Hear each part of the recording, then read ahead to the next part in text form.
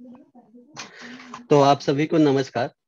मैं नीतीश चौरसिया गुर्जर की तरफ से आपका इस वेबिनार में स्वागत करता हूं, जिसका थीम है अरावली की सुंदरता। तो सबसे पहले मैं क्षमा मांगता हूं कि ये कुछ टेक्निकल प्रॉब्लम की वजह से हम वेबिनार समय पे नहीं शुरू कर पाए। तो हम जानेंगे थोड़ी गुर्जर संस्था के बारे में कि गुर्जर क्या है। तो गुर्जर एक हमारे जिले प्रशासन के अंदर ही एक संस्था है जो गुरुग्राम में जल की समस्या पे काम करता है और गुरुग्राम में जितने भी जोहड़ हैं उनको पुनर्जीवित करने, उनके जीर्णोद्धार के लिए काम करता है। जैसा कि आपने वीडियो के माध्यम से चांद्रा डूंगरवास को देखा। और गुरुग्राम में लगभग 320 हमारे जोहड़ चिन्हित किए गए हैं संस्था की तरफ से, और उनके जीर्णोद्धार के लिए आगे हमारी संस्था कार्य करेगी। आज के इस वेबिनार में हम गुरुग्राम जिले के दमदमा और खेला में बनने वाले जैव विविधता पार्क और उसके महत्व के बारे में जानेंगे। इसके निर्माण में गुर्जर द्वारा अभी तक किए गए कार्यों को देखेंगे एक प्रेजेंटेशन के माध्यम से, और जानेंगे कि इसका हमारे जीवन में क्या महत्व है, क्यों हम जैव विविधता को इतना महत्व दे रहे हैं।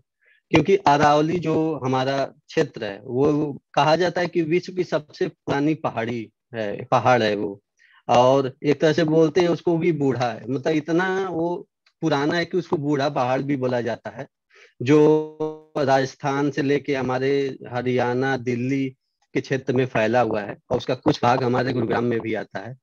तो उसको सजोने संवारने का काम हमारी संस्था के द्वारा किया जा रहा है, और आगे इस जैव विविधता पार्क के लिए भी काम करना है। तो मैं गुर्जर की तरफ से अंजलि शर्मा जी को बुलाना चाहूंगा, जो हमें विस्तार पूर्वक से जैव विविधता के महत्व और जो हमारे जैव विविधता पार्क बनने हैं दमदमा और खेला में, उनके बारे में जानेंगे, और कैसे इसमें समुदाय की क्या भूमिका रहेगी उनके बारे में जानेंगे। तो मैं अंजलि शर्मा जी को बुलाना चाहूंगा, प्लीज।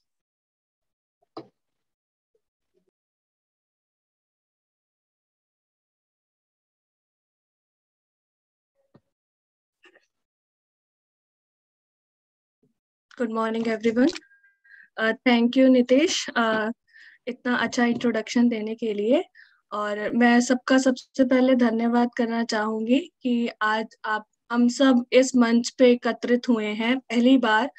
अब कोरोना के कारण हम फिजिकली तो गांव में नहीं आ पाएंगे, बट ये वेबिनार के थ्रू हमारा ये पहला स्टेप है कि हम जो भी लोकल कम्युनिटी है उनसे हम इंटरेक्ट करें और जाने कि उनकी क्या क्या समस्याएं हैं और क्या क्या निवारण हम उनके कर सकते हैं। तो अभी सबसे पहले मैं बात करना चाहूंगी दमदमा और खेला बायोसिटी पार्क के जो बेसिक चीजें हैं वो आपको बताना चाहूंगी।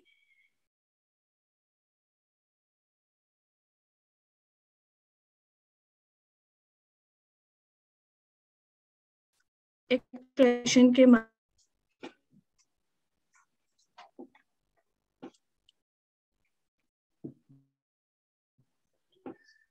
तो जैसे कि हम सब जानते हैं कि आज हमारे साथ दो गांव के लोग जुड़े हैं, एक दमदमा और एक खेला विलेज।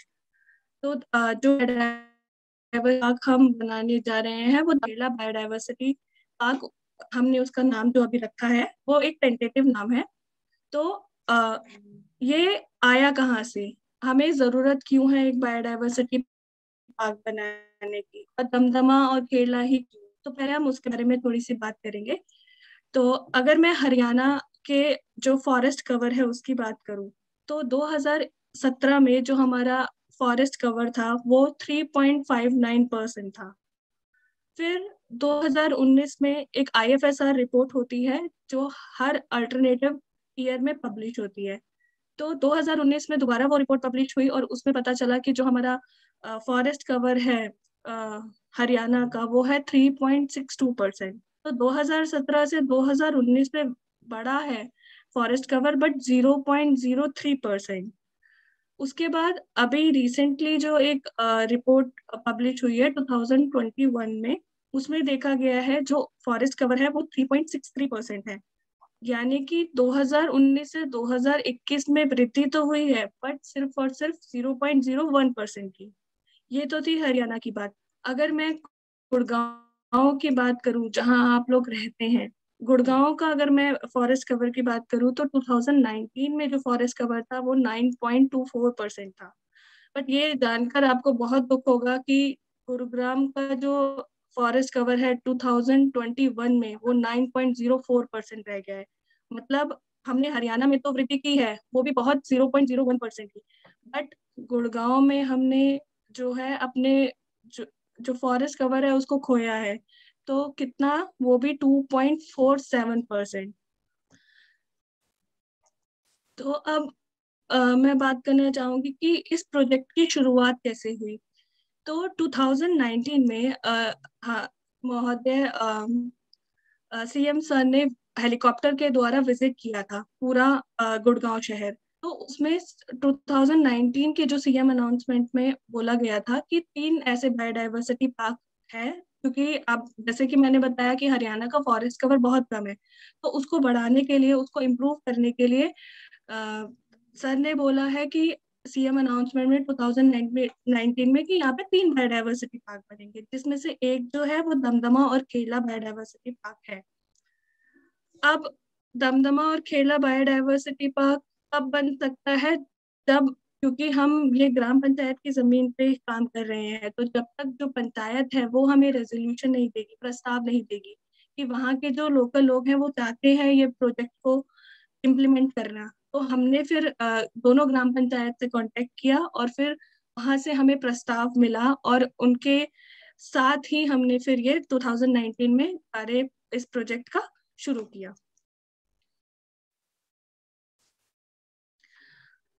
अब उद्देश्य क्या है इस बायोडायवर्सिटी पार्क का। हम बहुत गांव गांव गए, हम दमदमा में भी हमने गांव सर्वे किया, हमने खेड़ला में भी सर्वे किया, हमने बच्चों से भी बात करी, हमने बुजुर्गों से भी बात करी। तो जो सबसे ज्यादा चीज हमें खली वो है, जो युवा लोग हैं उन्हें ये नहीं पता है कि 20 साल पहले ऐसे कौन से पौधे थे जो आज नहीं है, क्योंकि उन्होंने वो पौधे देखे नहीं है।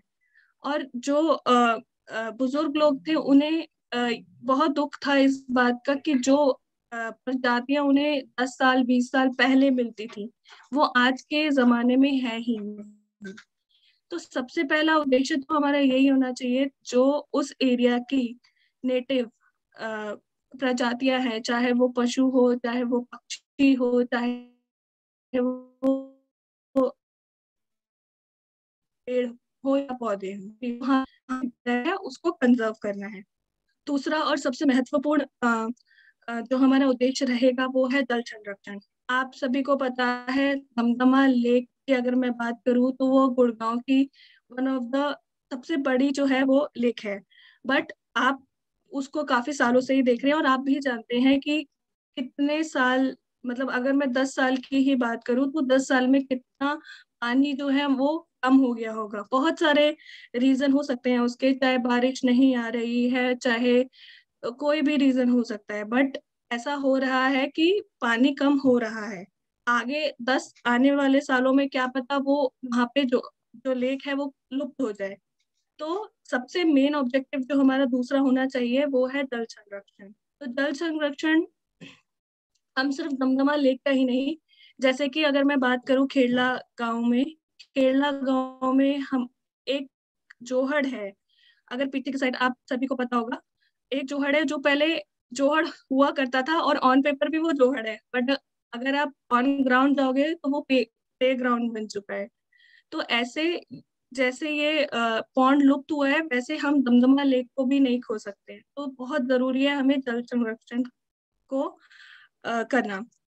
उसके बाद में जो हमारा मेन उद्देश्य रहेगा वो है कम्युनिटी मोबिलाइजेशन। आज हम यहाँ एकत्रित है क्योंकि आप लोगों का सहयोग है, इसलिए हम अगर ऑफिस में बैठ के हम कुछ भी प्लान कर सकते हैं, हम कुछ भी बना सकते हैं कि हम यहाँ पे ये बना देंगे, यहाँ पे वो बना देंगे, बट जब तक आप लोगों का सहयोग नहीं होगा और हम ये नहीं जानेंगे कि आप क्या चाहते हैं वहां पे, क्योंकि जो नॉलेज आपको है वो शायद हमें नहीं है, तो आपके सहयोग से हम, हमारा उद्देश्य ये है कि हम आपको साथ लेके ही इस पूरे कार्य को करें। चौथा हमारा उद्देश्य है पर्यावरण पर्यटन। अब दमदमा लेक में काफी लोग आते हैं विजिट करने, बोटिंग करने, जिससे आपका रोजगार भी जनरेट होता है। चाहे वो कैमल राइडिंग हो, चाहे वो बोटिंग हो, बहुत सी ऐसी एक्टिविटीज है जो होती रहती है, बट हम उसको और इम्प्रूव कर सकते हैं इस बायोडाइवर्सिटी पार्क डेवलप करने के लिए।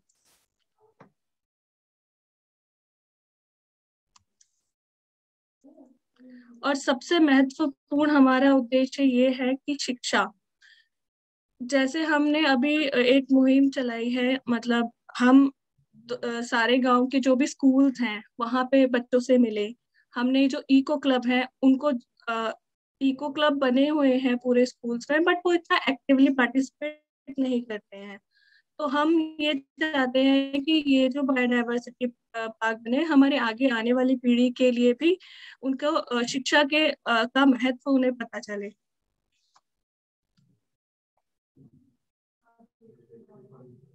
तो जैसे कि मैंने आपको बताया, ये जो पूरा एरिया है वो 420 एकड़ के करीब है, जो दमदमा और खेला की जो ग्राम पंचायत है उसमें बनाया जा रहा है। और जैसे कि मैंने आपको बताया कि 10-15 साल पहले वो ऐसी प्रजातियां थी, तो उसको लुप्त होने में 10-15 साल लगे हैं या और ज्यादा साल लगे हैं। वैसे ही अगर हम इतना बड़ा एरिया को हम सोच रहे हैं कि हम पुरानी जैसे जो प्रजातियां थी वो वापस लेके आए, तो उसके लिए भी टाइम लगेगा। ये जो प्रोजेक्ट है वो हम ये नहीं देख सकते कि 1 या 2 साल में हम कंप्लीट करेंगे।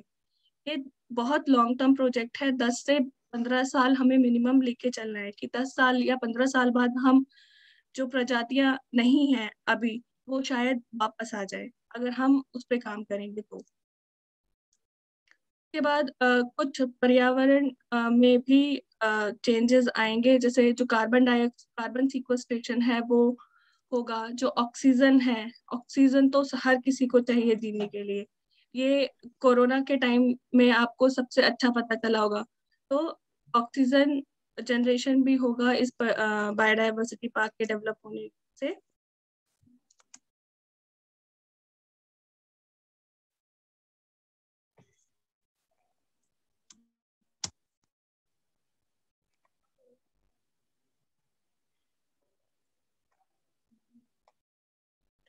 अब हमें आपका सहयोग किस लिए चाहिए? है मैनेजमेंट कमेटी, जिनका काम होता है पीबीआर बनाना, पीपल बायोडाइवर्सिटी रजिस्टर बनाना। अब जो आप लोग मतलब ऑन पेपर हमें कैसे पता चलेगा कि कौन कौन सी प्रजातियां हमें दिख रही है, चाहे वो बर्ड स्पीशीज हो, चाहे वो पशु हो, पक्षी हो, जो भी जितनी भी तरीके की प्रजातियां हैं, उसका डॉक्यूमेंटेशन जो है वो जैव विविधता प्रबंधन समिति जो है वो करती है। दूसरा सहयोग हमें चाहिए जो इको क्लब है। इको क्लब, जैसे कि मैंने बताया कि हमने स्कूल्स में विजिट किया है, बट वो इतना एक्टिवली पार्टिसिपेट नहीं कर रहे हैं। तो जैसे जैसे हम अगर पौधारोपण करते हैं, हम कुछ चीज कोई एक्टिविटी करते हैं, तो जो इको क्लब है वो हमारे साथ आके काम करे।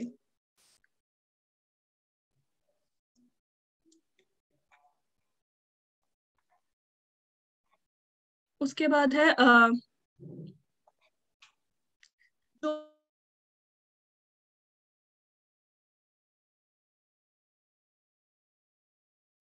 तो जो बातें वो हमें बता सकते हैं, वो शायद हमें जो यंग जनरेशन है, या फिर हमें, अगर हम उनके बिना चलेंगे तो ये 15 साल की जगह हमें 20-25 साल भी लग सकते हैं। बट अगर हम उन्हें साथ लेके चलेंगे, उनकी नॉलेज को लेके साथ में चलेंगे, तो शायद हम ये प्रोजेक्ट 10 की जगह 5 साल में भी कंप्लीट कर लेंगे।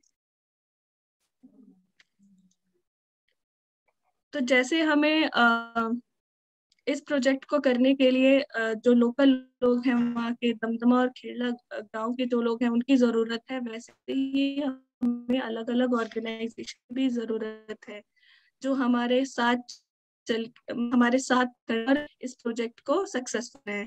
हमने अभी कोलैबोरेट किया है सिडार के साथ, जो हमारा पूरा जितना भी रिसर्च का काम हो, कौन कौन सी प्रजातियां वहाँ पे प्रेजेंट हैं, कौन कौन सी हमने, अगर हम 10 साल बाद बना लेंगे तो क्या क्या हमें बेनिफिट्स मिले, वो सारी चीजें जो है वो सितार के थ्रू हम करा रहे हैं। बाकी हमने कोलैबोरेट किया है नवज्योति इंडिया फाउंडेशन के साथ। आप सभी नवज्योति इंडिया फाउंडेशन को जानते हैं, आप काफी सालों से आपके यहाँ उन्होंने काम किया है, चेक डैम्स बनाए हैं, काफी उन्होंने आपके साथ पहले भी काम किया हुआ है।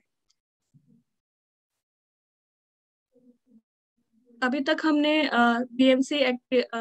बीएमसी कमेटी का जो गठन है वो कर दिया है दमदमा और खेड़ला गांव में। और हमने एक ट्रेनिंग 2 दिन की ट्रेनिंग कराई थी फॉरेस्ट डिपार्टमेंट के साथ। जो भी हम लोग हमने आइडेंटिफाई किए थे वहाँ पे, जो हम अपने नर्सरी के लिए हम जिन्हें अपॉइंट कर सकते हैं, उनकी हमने ट्रेनिंग कराई थी। हमने एक सीड कलेक्शन ड्राइव कराई थी। के अलावा हमने पिछले साल एक नेचर फोटोग्राफी वॉक कराई थी, जिसमें आप सभी का सहयोग हमें मिला था। आपने बहुत अच्छा काम किया था हमारे साथ, तो थैंक यू।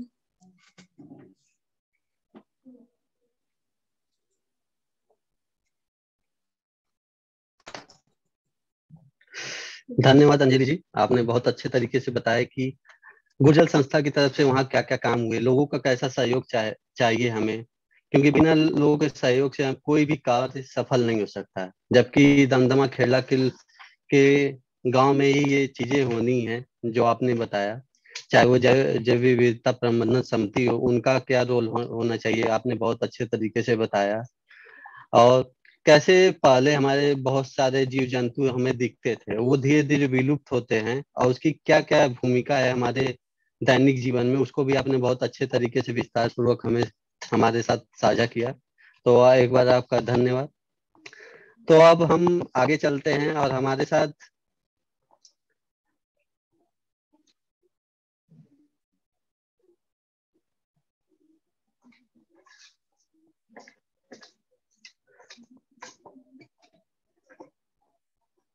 तो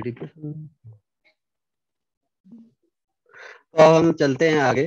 हमारे साथ नवज्योति इंडिया फाउंडेशन से चांदनी मैम जुड़ी हैं, जो वहाँ की डायरेक्टर हैं rural management and training institute की, और हमारी संस्था गुर्जर को काफी समय से सहयोग प्रदान कर रही है।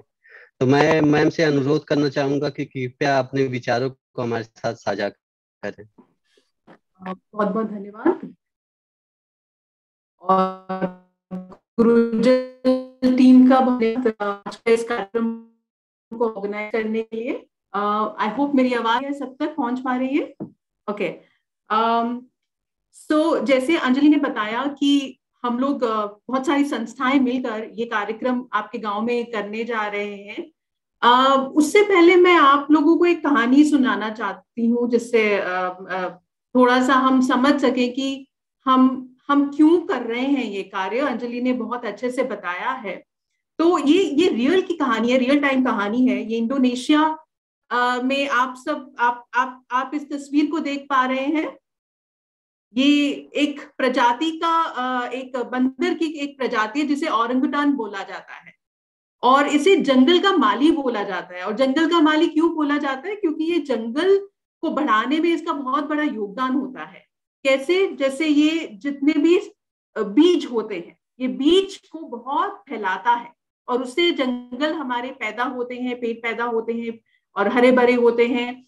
और जब बीज से वो फल निकलते हैं, तो वो फल के ऊपर बहुत सारे मनुष्य हैं इंडोनेशिया में, उस जंगल में, जो निर्भर हैं खाने के लिए या अपनी आजीविका के लिए वो जंगल पर निर्भर है। तो इसलिए इस प्रजाति का, ओरंगुटान का, बहुत महत्वपूर्ण एक रोल है। Next slide please. लेकिन हो क्या रहा है इंडोनेशिया में?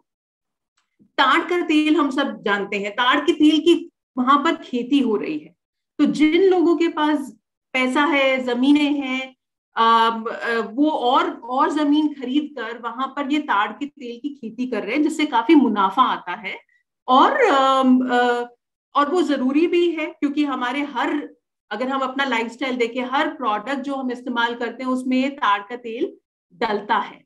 और बहुत सारे इससे हमारे आगे भी अंतरराष्ट्रीय स्तर पर इंपोर्ट एक्सपोर्ट होता है। तो इसलिए ये भी जरूरी है, जो लोग इसमें कार्य कर रहे हैं। पर इसके परिणाम स्वरूप जंगल खत्म होते जा रहे हैं, औरंगुटान की प्रजाति खत्म होती जा रही है। तो मैं आपसे एक सवाल करना चाहूंगी, कोई भी एक अगर बता सके कि इस समस्या का समाधान क्या है। कोई एक व्यक्ति, कोई भी एक बता सकते हैं। ये जो समस्या आपको बताई एक इंडोनेशिया में, इसका समाधान क्या है, कोई बताना चाहेगा अनम्यूट करके, दमदमा से या खेड़ला से? कोई टीम में फैसिलिटेट कर सकते हैं गुरुजल टीम से? जो भी जुड़े हैं जनता गांव से, तो आपको तो वो अपने समस्या समझ आई आपको कि एक मैम तरफ, एक बार आप फिर से रिपीट कर दो समस्या।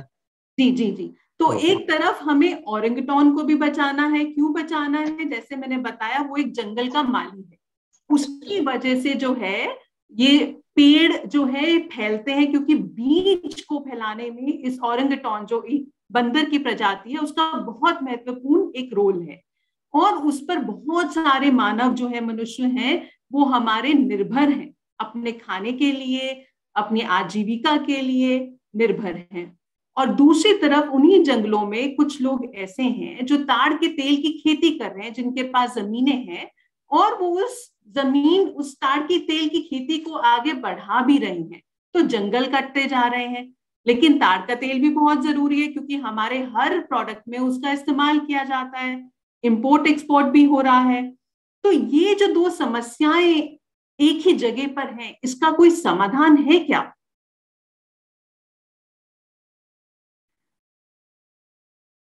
तो मुझे लगता है जवाब नहीं आ रहा है, तो यानी कि आप कुछ सोच रहे हैं, या तो ये समस्या बहुत पेचीदा है, ये बहुत जटिल समस्या है कि इसका एकदम से समाधान सूझ नहीं रहा है, यही बात है। तो हमारी अरावली की भी यही बात है। हम नेक्स्ट स्लाइड पे जाना चाहेंगे। हमारी अरावली को भी अगर आप देखें तो यही एक जटिल समस्या है। हम आज अरावली की सुंदरता की बात कर रहे हैं, लेकिन अरावली की सुंदरता को बरकरार कैसे रखें, ये एक हम अलग से इसको नहीं देख सकते। ये सभी बिंदुओं को हमको जोड़कर सोचना पड़ेगा कि अरावली पर कार्य कैसे किया जा सके। और सुंदर अरावली से हमारा तो मतलब है जो उसके फुटहिल्स पे जो गांव बसे हैं, जैसे अभी अंजलि ने बताया कि दमदमा और खेड़ला दो गांव बहुत महत्वपूर्ण गांव हैं। तो ये हम तो इसको ये बोलेंगे कि सुंदर अरावली, सुंदर गांव। और ये सुंदर, ये जो स शब्द है ना सुंदर में, ये बहुत महत्वपूर्ण है। इसी के आसपास ये सारी बिंदुएं, 7 बिंदुएं आधारित हैं जिस पर हमें कार्य करना है। क्या है वो 7 बिंदुएं? साक्षर, सक्षम, सशक्त, स्वच्छ, स्वस्थ, समृद्ध और सुरक्षित। Next slide please. तो अंजलि ने अभी हमें साक्षरता के ऊपर बताया, नेक्स्ट स्लाइड प्लीज, कि बहुत से लोगों को, युवा पीढ़ी को मालूम ही नहीं था कि हमारी जैव विविधता कितनी है हमारी अरावली में। इतनी खूबसूरत अरावली, इतनी सुंदर अरावली, लेकिन हमें ज्ञान ही नहीं है कि उसमें क्या है, कितनी जैव विविधता है, कौन से पौधे हैं, और ये चिंता का विषय है। तो हमारा जो पहला स है साक्षर, हम इसी पर बात करना चाहेंगे आप सभी के साथ, हर वर्ग के लोग के साथ, हर आयु के लोग के साथ। साक्षरता केवल बच्चों के साथ ही नहीं, आप सबके साथ, और आपसे भी ज्ञान अर्जित करना चाहेंगे। ये एक आपस में तालमेल के साथ ये काम होगा। हम भी आपसे सीखना चाहेंगे, क्योंकि हमसे ज्यादा आप लोगों को मालूम है कि वहां पर कितनी जैव विविधता है। फिर हम जानना चाहेंगे कि ये जो हमारी अरावली है, खूबसूरत अरावली, इसका क्या मूल्य है, इसकी क्या वैल्यू है आपकी नजर में, सामाजिक तौर पर, पर्यावरणीय तौर पर और आर्थिक रूप से। तो ये भी हम जानेंगे। और आप आजकल बच्चों की बात करें तो आप देख रहे हैं शिक्षा प्रणाली में कितना बदलाव आ रहा है इंटरनेट के माध्यम से, या वैसे भी हम देखें कि जो 21वीं सदी की शिक्षा बोली जा रही है कि बच्चों को 21वीं सदी की शिक्षा देनी चाहिए, तो उसमें क्या महत्वपूर्ण है 21वीं सदी की शिक्षा में कि बच्चा जो है उसकी रचनात्मक क्रिया, उसकी रचनात्मक हुनर बढ़े, वो क्रिएटिव हो, बच्चा आपस में कैसे तालमेल बनाकर कार्य करना है ये सीखे। उसकी प्रेजेंटेशन स्किल्स, उसकी कम्युनिकेशन स्किल्स, उसकी संचार कौशलता बढ़े और उसकी क्रिटिकल थिंकिंग बढ़े। यानी कि कोई अगर ऐसी पेचीदा समस्या है तो उसका समाधान तर्क वितर्क करके, सोच समझकर, सूझबूझ से कैसे निकाला जाए। तो ये 21वीं सदी की शिक्षा को महत्व रखते हुए हम एक साक्षरता का अभियान करना चाहते हैं, जो आप ही के साथ तालमेल के साथ जितनी भी संस्थाएं जुड़ी हैं और गुरुजल जो ये इनिशिएटिव ले रहा है, लीड ले रहा है, उनके साथ मिलकर हम ये कार्यक्रम साक्षरता का करना चाहेंगे। इको क्लब्स के बारे में भी बताया अंजलि ने, उसी को हम एक ढांचे में उसको लाकर ये कार्यक्रम हम दोनों गांव में करेंगे। Next slide please. अभी जैसे हमने बताया आपको, वो एक बंदर वाला एग्जाम्पल दिया मैंने इंडोनेशिया में कि कितना कॉम्प्लेक्स प्रॉब्लम है। अब दोनों तरह के व्यक्तियों को, मनुष्यों को, लोगों को आमदनी का स्रोत चाहिए। तो आमदनी के स्रोत के लिए हमारे पास हुनर होना चाहिए, हमारे लोग सक्षम होने चाहिए, हमारे गांव सक्षम होने चाहिए। तो अभी नर्सरी की ट्रेनिंग के बारे में भी बताया अंजलि ने, एक नर्सरी की ट्रेनिंग हुई है आप सबकी।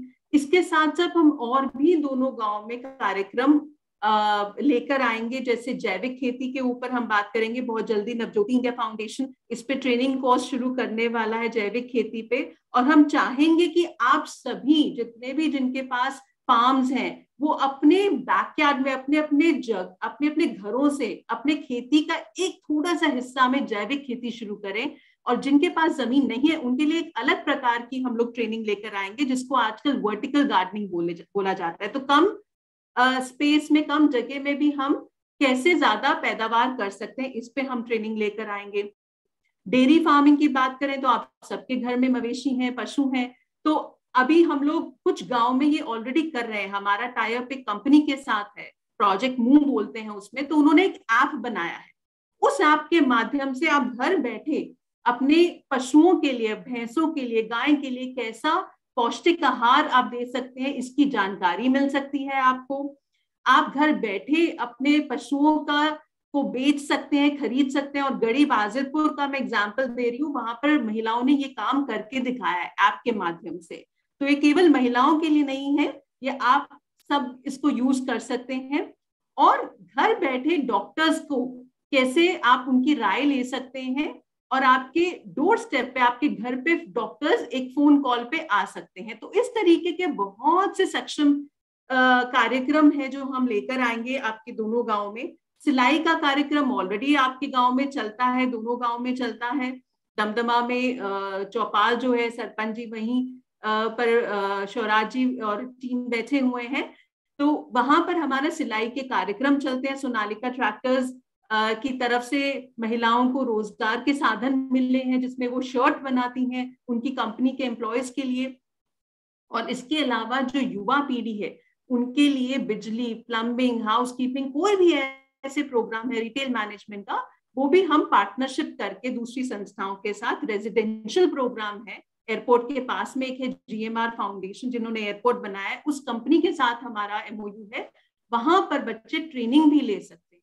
और मुझे ये ध्यान आता है, आज से कुछ साल पहले हम एक गांव में काम कर रहे थे, हरिएरा में, पर्यावरण पे ही काम कर रहे थे। और वहां पे उस समय जो सरपंच थे उन्होंने बताया कि हमने, गांव वालों ने जिम्मेदारी ली है, बुजुर्गों ने, कि हम किसी भी युवा को अगर डोलते हुए देखेंगे, खाली बैठे हुए देखेंगे, तो उसको किसी ना किसी काम से हम जोड़ेंगे। तो पंचायत, ग्राम सभा मेंबर्स ये भी एक जिम्मेदारी ले सकती है अपने गांव को, अपनी अरावली को सक्षम बनाने के लिए। Next slide please. और जैसे मैंने आपको सिलाई की बात कही, तो ये महिलाएं बहुत नाम कमा रही हैं। दमदमा की अगर बात करें तो अभी मैं एक रोल मॉडल है ये विजय, और बाकी महिलाएं, रजनी जी और भी बहुत सी महिलाएं जुड़ी हुई हैं। उनका अभी आपके दमदमा गांव का ये CNBC, अगर आपने न्यूज चैनल सुना हो, तो वहां पर ये पूरा कवरेज हुआ है सोनालिका ट्रैक्टर्स के माध्यम से। तो मैं चाहूंगी कि ये वीडियो क्लिप चला के दिखा सकते हैं क्या? तो आइडिया ये है बताने का कि कितना नाम कमा रही हैं महिलाएं इन छोटे छोटे प्रोजेक्ट से। तो जब हम ये बड़ा प्रोजेक्ट करेंगे, जो विजन है हमारे गुरुग्राम डिस्ट्रिक्ट का, हमारे चीफ मिनिस्टर का, तो कितना आप लोग इसमें अपना योगदान देकर नाम कमा सकते हैं ये दोनों गांव।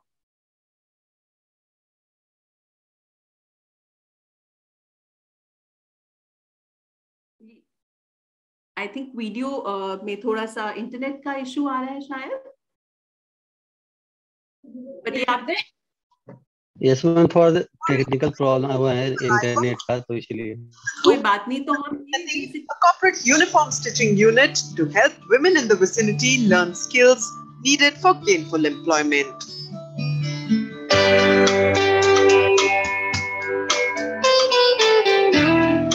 Through Project Unnati, beneficiaries are given training, financial support and guidance to set up their entrepreneurial ventures.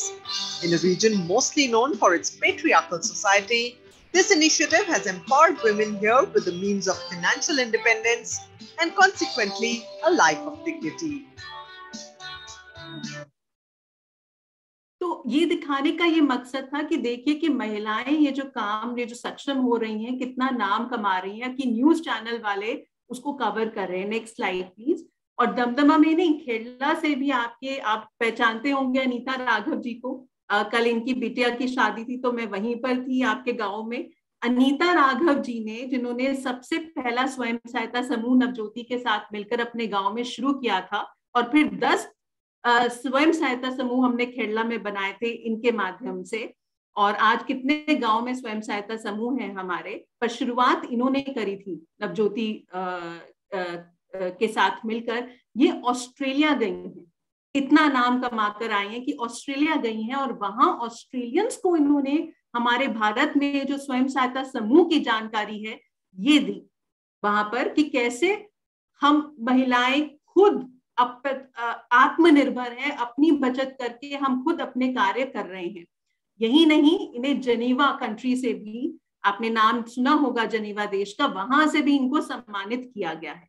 तो ये दोनों गांव के ऐसे रोल मॉडल्स हैं। तो हम यही चाहते हैं कि इस पूरे कार्यक्रम को हम एक इंटीग्रेट कर एक ऐसा मॉडल तैयार करें बायोडायवर्सिटी पार्क बनाने का, कि दुनिया देखे, ये एक एग्जाम्पल सेट हो। Next slide please. तो जैसे अनीता जी ने सशक्त समूह बनाए, ऐसे ही बहुत से गांव में है सशक्त समूह। आजकल अभी सरकार की स्कीम है नेशनल रूरल लाइवलीहुड मिशन, जिसके अंतर्गत आपके दोनों गांव में स्वयं सहायता समूह बने हैं। तो नवज्योति इंडिया फाउंडेशन अब स्वयं सहायता समूह डायरेक्टली नहीं चला रहे हैं, क्योंकि हमारा ऐसा मानना है कि सरकार के साथ, सबके साथ तालमेल बनाकर कार्य करना चाहिए। तो हमने इन समूहों को उनसे कनेक्ट कर दिया है, और अब हम ज्यादा फोकस कर रहे हैं कि इनके बिजनेसेस को कैसे आगे बढ़ाया जाए। लेकिन ये महिलाओं के समूह इस बायोडायवर्सिटी पार्क के लिए बहुत महत्वपूर्ण रहेंगे, और केवल महिलाओं के समूह नहीं, हमारे युवा पीढ़ी, हमारे यूथ ग्रुप्स भी। और खेड़ला में उन्होंने, हमारे यूथ ग्रुप ने करके दिखाया है, एक जोहड़ खुद से रिवाइव किया है कॉर्पोरेट के साथ टाई अप करके। और शिवराज जी दमदमा में बहुत कार्य कर रहे हैं अपनी टीम के साथ मिलकर। और बायोडायवर्सिटी मैनेजमेंट कमेटी की जैसे बात हुई, तो हम उसको और सशक्त करेंगे इस बायोडायवर्सिटी पार्क को अंजाम देने के लिए। और साथ ही साथ ग्राम सभा की जो आपकी मीटिंग्स हैं, उसको भी हमें और सशक्त और मजबूत बनाना है। Next slide please.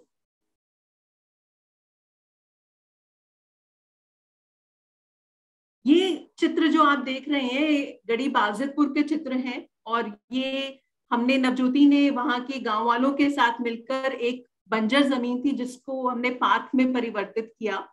और ये पूरी प्लानिंग इस पार्क की गांव वालों के साथ मिलकर की गई थी कि कहाँ पर क्या होना चाहिए। महिलाओं को सत्संग भवन सा चाहिए था, एक छोटा सा एरिया जहां वो सत्संग कर सके। तो आप पीछे देख सकते हैं हाथों की हमने एक एरिया बनाया है उनके बैठने के लिए।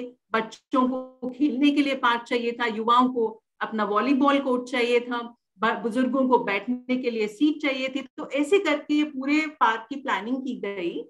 लेकिन मुख्य बात क्या है कि इस पार्क की जो साफ सफाई की जिम्मेदारी है, उसको मेंटेन करने की जिम्मेदारी है, वो गांव वालों ने अपने हाथ में ली है। तो जब भी अब 15 अगस्त को, 26 जनवरी को कोई इवेंट होता है, उसकी या और कई यहाँ फंक्शन होते हैं, तो वो जरूर हमें फोटो भेजते हैं कि कैसे उन्होंने पार्क को मेंटेन करके रखा है।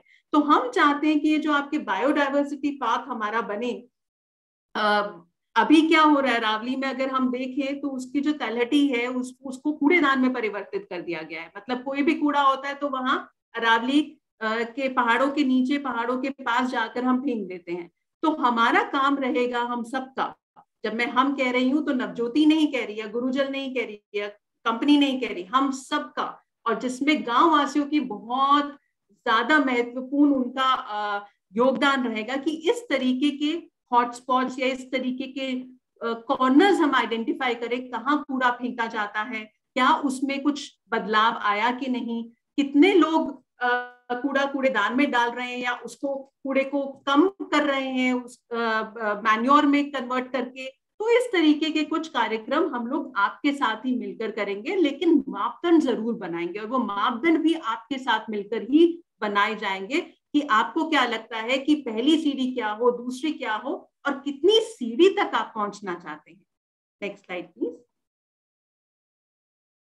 स्वास्थ्य की बात करें तो औषधीय पौधे, आपके रावलीज में बहुत सारे औषधीय पौधे हैं, लेकिन हमें जानकारी ही नहीं है कि कौन से पौधे हैं, कितने पौधे हैं, उसका कैसे इस्तेमाल किया जाता है। लेकिन अभी हाल ही में महिलाओं से जरूर मेरी मीटिंग हुई थी, तो बहुत अच्छा लगा कि कुछ महिलाओं को अभी भी जानकारी है कि औषधीय पौधों का कैसे इस्तेमाल किया जा सकता है। तो जो रजिस्टर की बात करी अंजलि ने, उसमें उसको हम डॉक्यूमेंट करेंगे। फिर आप स्वास्थ्य के लिए आप योगा और नेचुरोपैथी के कार्यक्रम हम कर सकते हैं। खेल में तो आपकी पूरे सोना ब्लॉक पे कमेटी बनी हुई है खेल को लेकर, जिसमें आप कार्यक्रम करते रहते हैं, और दमदमा झील पे तो बहुत सारे वाटर स्पोर्ट्स हैं जो आप कर रहे हैं। साथ ही साथ स्वास्थ्य की बात करें तो हम आंगनवाड़ी का बहुत बड़ा इसमें रोल है, आशा वर्कर्स का बहुत बड़ा रोल है, तो उनके साथ भी हम कुछ पैरामीटर्स पे बात करेंगे कि स्वस्थ कैसे बना सकते हैं हम अपने गांव को सुंदर बनाने के लिए। Next slide please.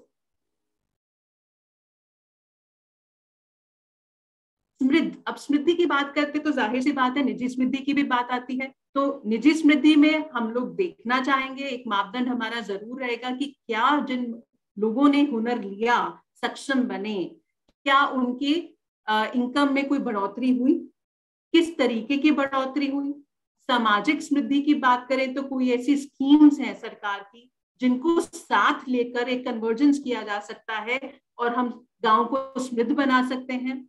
और पर्यावरणीय समृद्धि की बात करें तो हमारा जल स्तर, जैसे अगेन अंजलि ने बोला कि पानी और जोहड़ ये बहुत जरूरी है, इस पर भी बात करना के लिए बायोडायवर्सिटी पार्क पर बात नहीं की जा सकती। तो ये बहुत खूबसूरत तस्वीर है दमदमा झील की, और ये पेड़ मुझे हमेशा से ही अट्रैक्ट करता है। बहुत खूबसूरत पेड़ है जहाँ बच्चे खेलते हैं, युवा पीढ़ी इकट्ठे होती है। तो हमारे जो भूजल है उसका स्तर कितना बढ़ रहा है, हमारे जो वनस्पति है उसमें कितनी बढ़ोतरी हो रही है, कितनी समृद्धि हो रही है, ये भी हमारा सपना है। Next slide. और सुरक्षित, आखिरी जो सर था वो था सुरक्षित। तो सुरक्षित की बात करते हैं तो फिर वो ये आता है कि पहले तो निजी सुरक्षा, क्या हमारे गांव हमारी बहू बेटियों के लिए, हमारी बहनों के लिए सुरक्षित हैं, कैसे हैं, क्या उसमें कुछ किया जा सकता है, क्या हमारी फिर से सोशल वेलफेयर की कोई सुरक्षा की स्कीमें हैं, कोई इंश्योरेंस स्कीम है जो गांव-गांव तक पहुंचनी चाहिए, शायद मालूम ना हो, तो social welfare department, health department के साथ मिलकर कार्य करेंगे। और पर्यावरणीय सुरक्षा जो बहुत जरूरी है, ये बहुत खूबसूरत तस्वीर है आपके दमदमा गांव की ही। ये मंदिर आप जो देख रहे हैं, आपके पहाड़ पे मंदिर है और कैसे खूबसूरती से आपने इस पेड़ को बचा रखा है। तो हम यही चाहते हैं कि बायोडायवर्सिटी पार्क जब बने उसकी सुरक्षा की जिम्मेदारी आप सभी लें और उसकी प्लानिंग भी आपके साथ मिलकर की जाए कि कैसे हम इसको सुरक्षित कर सकते हैं, ना केवल अपने लिए बल्कि अपनी आने वाली पीढ़ी के लिए भी। और ये बहुत जरूरी है, नहीं तो आजकल जो आप देख रहे हैं कि पर्यावरण में इतना बदलाव आ रहा है, क्लाइमेट चेंज हो रहा है, सर्दियों में किसी ने सोचा भी नहीं था ऐसे बरसातें होंगी, या इतनी ठंड पड़ रही है, गर्मियों में इतनी गर्मी पड़ रही है। तो वो किस लिए, क्यों हो रहा है? ये सब क्योंकि चीजें एक दूसरे से तालमेल खाती हैं। सिर्फ पेड़ काटना की बात नहीं कर सकते। पेड़ क्यों काट रहे हैं? क्योंकि लकड़ी चाहिए, या कोई आमदनी का स्रोत चाहिए। तो ये सारे जो बिंदु हैं एक दूसरे से मिले हुए हैं, जुड़े हुए हैं, इसीलिए हम कह रहे हैं कि ये सब को मिलकर हमें इस पर बात करनी पड़ेगी जब हम सुंदर अरावली की बात कर रहे हैं। Last slide please, next slide. और ये देखिए, ये सारे बिंदु जो हैं एक दूसरे से जुड़े हुए हैं, तभी हमारी अरावली सुंदर बनेगी। और उसके लिए आप सबका साथ बहुत जरूरी है। प्लानिंग से लेकर इम्प्लीमेंटेशन, प्रोजेक्ट के इम्प्लीमेंटेशन तक हम चाहते हैं कि ये स्वावलंबी गांव बने, स्वावलंबी सुंदर अरावली बने, जिससे संवहनीय विकास हो, जिसको हम सस्टेनेबल डेवलपमेंट बोलते हैं, ताकि आज की पीढ़ी नहीं, आने वाली पीढ़ी भी खुशहाल रह सके। तो इसी के साथ मैं यहाँ पे वाणी को विराम देती हूँ। थैंक यू अंजलि, आप सभी का बहुत बहुत धन्यवाद। मैं देख रही हूँ अर्नस्ट एंड यंग से भी हमारे साथ सर जुड़े हुए हैं, Ashish sir. So thank you so much sir for joining. And सभी दमदमा और गुरुग्राम वासियों को मेरा बहुत बहुत धन्यवाद और नमस्कार आप सभी का। Thank you. धन्यवाद मैम, आपने बहुत अच्छे तरीके से एक स्लोगन दिया कि सुंदर अरावली सुंदर गांव। तो गांव तो हमारे जो जुड़े हुए हैं दमदमा और खेला, तो उनको सुंदर बनाने की बात मैम ने की।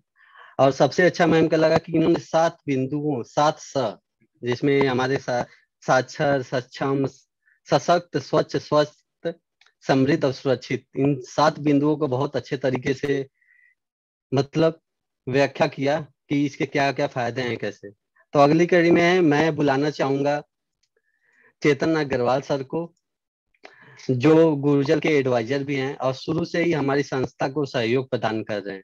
चेतन Agarwal sir centre for ecology development and research में सीनियर फेलो हैं और फॉरेस्ट इन्वायरमेंट सर्विस एनालिस्ट हैं। इन्होंने फॉरेस्ट, वाटर और इन्वायरमेंट पॉलिसी जो नीतियां होती हैं उनमें महारत हासिल की है। तो सर से मैं रिक्वेस्ट करना चाहूंगा प्लीज।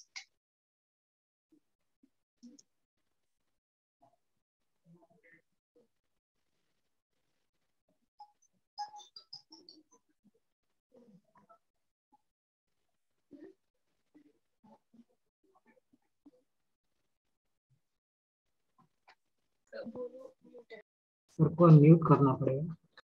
सर आपका म्यूट है शायद। हाँ, अब आवाज आ रही है जी? Yes sir, yes sir. हाँ नमस्कार, मेरा नाम चेतन है। ये अरावली के एरिया में हम कुछ साल से काम कर रहे हैं। तो कुछ मैं ऐसे बिंदुओं पे कुछ आपको दर्शाना चाह रहा था जो हम आमतौर से समझते हैं कि अरावली के हमारे लिए क्या फायदे हैं और वो क्या एक तरीके से रोल प्ले करती हैं इस इलाके में। तो ये जो पहली स्लाइड है, ये फिरोजपुर झिरका का इलाका है और ये उसके बगल की जो अरावली की पहाड़ी है आपको अगर दिख रही है। और जो गौर करने वाली बात है, इस पहाड़ी के लेफ्ट साइड में, मतलब पश्चिमी साइड में, ये आपको सारा रेतीला इलाका दिख रहा है और पूर्वी साइड में अच्छी खासी खेती है। तो इससे दिखता है कि कई सैकड़ों सालों से जो हवा में धूल आती है और रेता आता है रेगिस्तान का, वो अरावली से टकराती है हवाएं और वो रेता यहाँ पे गिर जाता है। एक इसको अगर हम फिर से देखें थोड़ा आगे जाके,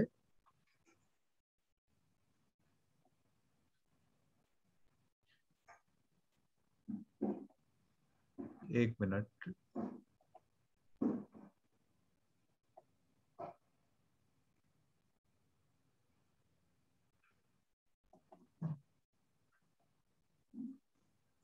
अभी आपको स्क्रीन दिख रहा है? जी सर। हाँ, तो ये थोड़ा और अगर हम पास जाके देखते हैं तो ये पूरा जो ये कई लाखों साल का रेता होगा जो हवा से आके यहाँ पे पहाड़ियों से टकरा के इकट्ठा हो गया है। तो ये इससे हमें दिखता है कि जो लोग कहते हैं भी अरावली की वजह से रेगिस्तान रुका हुआ है, ये एक तरीके से शायद इसमें कुछ सच्चाई है।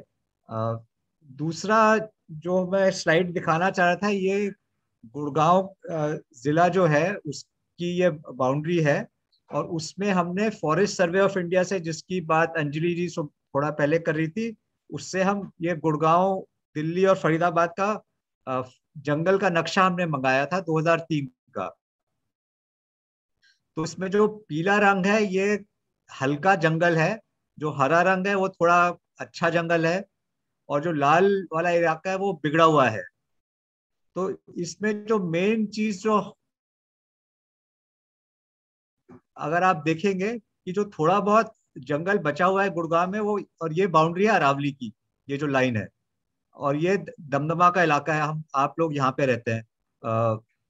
तो जो अरावली के अंदर थोड़ा बहुत जंगल बचा है, और कहीं पूरे जिले में और हल्का सा शायद सुल्तानपुर होगा, और कहीं खास कोई जंगल नहीं है, सब खेती में बदल चुका है या शहरीकरण हो गया है। फरीदाबाद की साइड में भी ये भी सारा जंगल अरावली में है, और ये दिल्ली में भी जो असोला सेंचुरी का है वो भी अरावली के अंदर ही है। तो सबसे ज्यादा जो सिर्फ जंगल बचा है वो अरावली के अंदर बचा है। जो हमारे नाले हैं वो भी सारे ज्यादातर अरावली में है, जो प्लेन एरिया के नाले थे वो काफी खत्म हो गए हैं। और ये जंगल यहाँ पे आप में से कितनों ने देखा होगा मांगर बनी का, बोल सकते हैं अगर लोगों ने देखा हुआ है तो, आवाज आ रही है? तो ये मतलब एक तरीके से इसकी खासियत, जैसे अभी सुनील जी बताएंगे, वो बांगर से ही है। इसकी खासियत है कि ये बहुत लंबे समय से बचा हुआ है, लोगों की आस्था से। 3 गांव की आस्था है, इसको बचा के रखा है, इसमें छंगाई वंगाई नहीं होती, और आसपास के एरिया से अपनी जरूरतें पूरी करते हैं। तो और ये प्राकृतिक जंगल है, इसमें एक पेड़ लगाया नहीं गया है।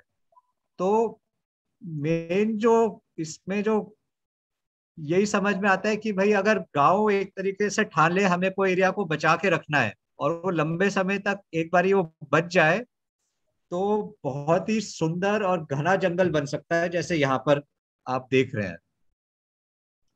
ये कोट का एरिया है, वहां पे भी इस तरीके की घाटियां हैं। आपके गांव के पीछे जो रोज का गुजर के इलाका है वहां पे भी इस तरह की घाटियां हैं। अब मैं आपको एक स्लाइड दिखाना चाह रहा था। ये नक्शा जो है इसमें थोड़ा सा अगर समय देख लें, ये ये नक्शा है फरीदाबाद के अरावली का, और इसके बाएं हाथ पे यहाँ दमदमा गुड़गांव की अरावली भी आ जाएगी। पर इसमें जो लाइनें लगी हुई हैं, ये जो गोल गोल लाइन है, एक लाइन ये है, उसके चारों, उसके बाद एक ये है, फिर ये और ये और ये लाइनें, और इनमें नंबर लिखे हैं। तो ये 210, 220, 200, 210, 220, 230, 240, तो ये लाइन है भूजल की स्तर का। तो इससे, और ये जो एरो इस पे बने हुए हैं, जो तीर बने हुए हैं, वो दिखा रहे हैं कि भूजल किस तरफ बहता है जमीन के की सतह के नीचे। तो इससे हमें समझ में आता है कि ये जो बीच का है अरावली का इलाका है, इसमें करीब भूजल 240 मीटर समुद्र की तट से ऊंचाई पर था। और जब हम प्लेन एरिया की तरफ आते हैं, खेती की तरफ या शहर की तरफ, तो 240 से 220 मीटर पे गिर जाता है। तो जैसे पहाड़ी, एक पहाड़ है हमारा अरावली, वैसे अरावली के अंदर एक भूजल का भी पहाड़ है, और वो भूजल बाहर की तरफ, प्लेन एरिया की तरफ आ, आ, जाता है जमीन के अंदर। तो अगर हम अपनी पहाड़ को बचा के रखेंगे, और जो अगली स्लाइड है इसमें हमने एक विशेषज्ञ बुलाया था, ये मांगर के लिए किया था, इसी तरह का काम हम ये वाली पहाड़ी खेला, अभयपुर और दमदमा में भी करेंगे। इन्होंने पहाड़ के अंदर ये तय किया था कि कौन सा एरिया जहाँ पे भूजल के अंदर रिचार्ज, या जो बारिश का पानी है जो अच्छी तरह पहाड़ पत्थर की सतह ऐसी है जहाँ पे भूजल तक अच्छी तरह पहुंचता है। इस तरह के उन्होंने कुछ इलाके हमारे लिए चयनित करके दिए थे। तो इसी तरह का अगर हम चयनित करेंगे इस पहाड़ी में, तो हो सकता है कि भूजल का जो पहाड़, भूजल तक जो बारिश का पानी जाता है उसकी हम थोड़ी और बढ़ोतरी पाए।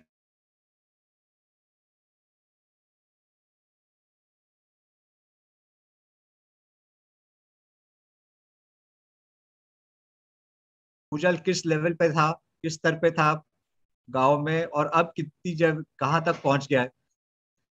तो अगर इसी तरीके से गिरता रहा तो फिर आगे के टाइम में थोड़ी मुश्किल जरूर बढ़ेगी। तो ये जैसे बांगर में 2003 में जो जहाँ माइनिंग की बड़ी बड़ी खानें बन गई थी बहुत गहरी, उसमें भूजल सतह पर आ गया था, इतनी खान मतलब भूजल की लेवल से नीचे चली गई। तो दिखाई देता है कि जब माइनिंग बंद हुई 2003 में भूजल किस लेवल पे था, जो दिख रहा है एक ये लेक बन गई थी भूजल की, और फिर धीरे धीरे भूजल का लेवल बढ़ता गया तो बड़ा हो गया है वो 2010 तक एक तरीके से ठीक था। और फिर जैसे भूजल गिरने लगा तो आप देखेंगे जंगल तो बढ़ा है पर भूजल लेवल कम हो रहा है और जमीन जो पहले छुपी हुई थी वो फिर से दिखाई दे रही है।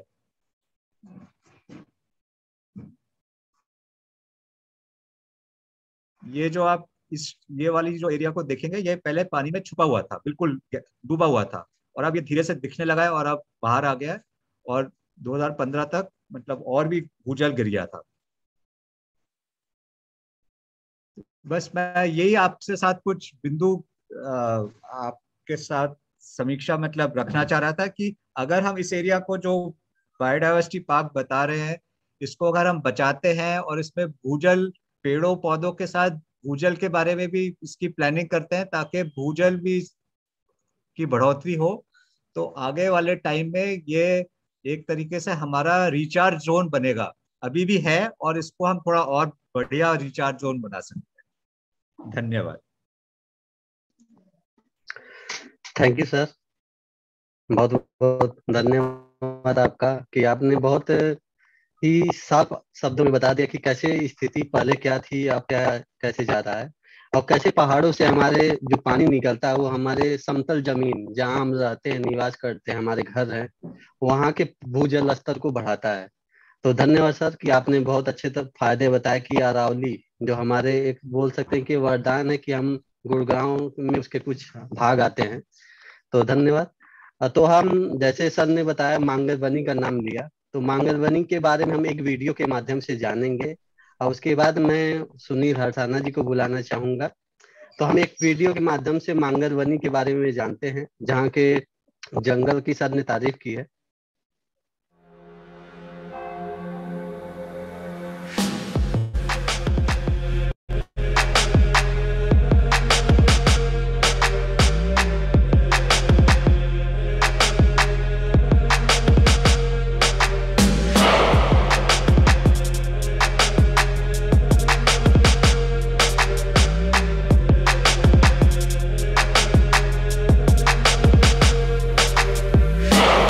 Calibreasted Munia, Cessna Soldier Petronia, Black Round Flamback, Green Beater, Red Vented Bulbul, Yellow Footed Green Pigeon, Jungle Babbler, यही आवाज। मुझे 100 बर्ड्स के नाम पता है ऑलरेडी। जंगल में यहाँ पर आकर बहुत अच्छा लगता है, चिड़ियों की पहचान होती है, चिड़ियों के नाम जानते हैं, और जानवरों के भी नाम जानते हैं, तितलियाँ और घोंसले, नेक्स्ट कीड़े पेड़ों पर।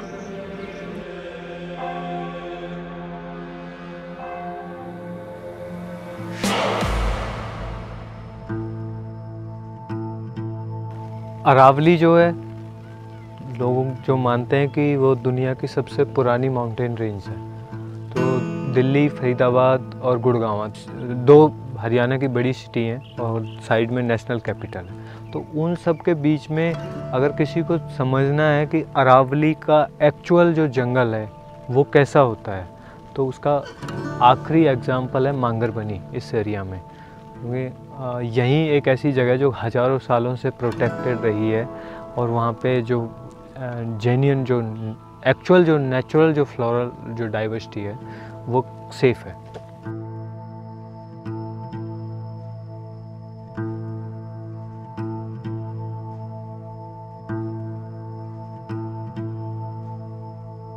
मांगरबनी की जो अहमियत है पहले उसको समझें तो जितना पुराना जो अरावली कैसे हुआ करती थी, और इसे हम सूखे मरे हुए पहाड़ ना माने, एक माइनिंग स्पॉट ना माने। जैसे पहाड़ों का मतलब यहाँ ये है कि हम माइनिंग करें, पत्थर निकालें, बेचें।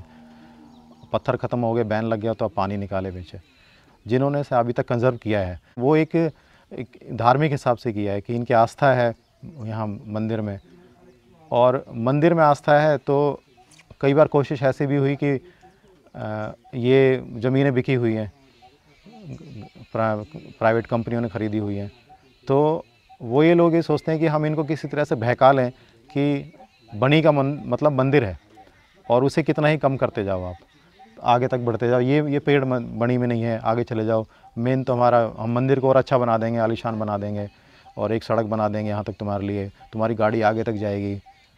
तो वो इसे मिसगाइड कर सकते हैं। दूसरा, एनवायरनमेंट को अच्छी तरह समझने के लिए, इसको कंजर्व करने के लिए डायरेक्ट पेड़ों से जुड़ना ज़रूरी था। तो हमने इन बच्चों को हम इसी रूप में देखते हैं कि बस एक बार आज यहाँ आ जाएं और इन पेड़ों को उस मंदिर से थोड़ा सा अलग हट के देख पाएँ, डायरेक्ट इसके इकोसिस्टम को समझें, ताकि उन्हें बाहर भी रहेंगे तो उसे कैसे बचाना है वो समझ पाएँ अच्छी तरह से, सही मायने इसके कंजर्वेशन के समझें।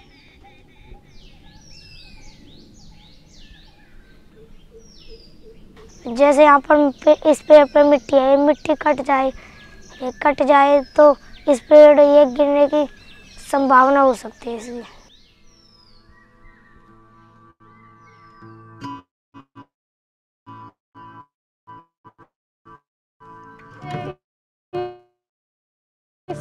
जैसे इस पेड़ को सनलाइट नहीं मिल रही तो अपने रूट भेज के उस पास जहाँ से सनलाइट मिल रही तो वहाँ पे पेड़ खड़ा कर देता है, तो वो एनर्जी लेके इस पेड़ को भेजता है, मतलब वो उग जाता है फिर उससे, और दूसरे पेड़ों को नीचे करता जा रहा है। So I had heard about the bunny, I read about it in Pradeep Krishan's book Trees of Delhi, and then I got interested in the area, so we did a study on the Aravali's and the role of the Aravali's for water security of Gurgaon and Faridabad, so their hydrological role, and we took the Mangar Bunny as a case study of how the local community has protected a patch of forest which is on a very steep hill for 15, 20, 30 generations, and it's a sacred forest. So we felt that the Mangar Eco Club can be a good way for the kids of this village to look at it from the lens of what are these trees, which are the birds, and appreciate their own sacred forest for its diversity. Legally, the Mangar Bunny is not recognized even as a forest, but the government has said that it's important to conserve it, so they have notified it as a no construction zone. So it needs to be declared as a legal forest, and then it should be made into a sanctuary or a national park or a conservation reserve or something like that.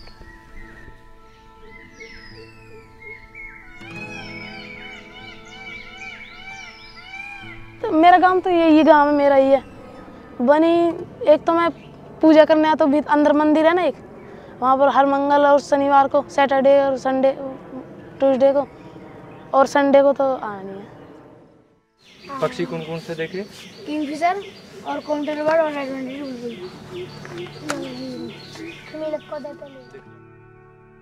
जो चीज़ हमारे सामने है, अब हम निकलेंगे यहाँ से तो शायद हमें सब आदमी को पक्षी नहीं दिखेंगे, लेकिन जो एक यहाँ आकर पक्षियों के साथ थोड़ा वक्त बिताता है, उसको देखने की कोशिश करता है, वो जहाँ से भी निकलेगा उसकी नज़र वहीं रहेगी। जो किसी को नहीं दिख रहा वो उसे दिख रहा है, एक फोकस चेंज हो गया, एक डायमेंशन चेंज हो गया। तो यहाँ अगर सबसे बड़ी चीज़ जो बच्चों के लिए फ़ायदेमंद लगी मुझे, ये कि बच्चा जो यहाँ आता है वो अपने आसपास एनवायरनमेंट में जो बिखरा हुआ है उन्हें इकट्ठा कर सके, और फिर बुक तो उसके बाद आती है।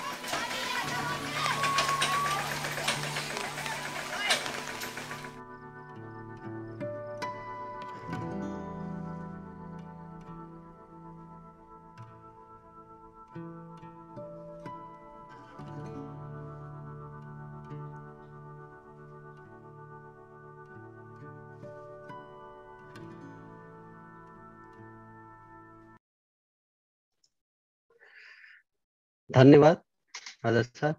तो अब मैं इस वीडियो के बारे में उतना बता नहीं सकता, तो इसके लिए मैं सुनील सर को बुलाना चाहूंगा, जो काफी समय से सामुदायिक गतिविधियों में गुर्जर को सहयोग प्रदान कर रहे हैं। इन्होंने मांगरवनी में जैव विविधता और पर्यावरण को बचाने और उसको संजोने में काफी महत्वपूर्ण कार्य किए हैं। और लोगों के बीच पर्यावरण के प्रति जागरूकता को भी फैलाया है। तो मैं सुनील हरसाना जी से रिक्वेस्ट करना चाहूंगा, प्लीज सर।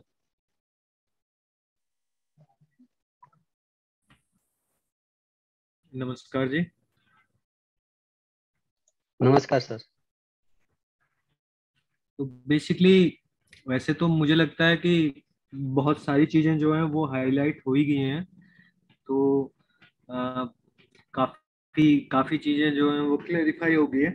लेकिन अगर टाइम अवेलेबल है तो मेरे पास एक छोटी सी पीपीटी है। आप मुझे स्क्रीन शेयर अगर अलाउ करें तो। ओके सर, आप शेयर कर सकते हैं।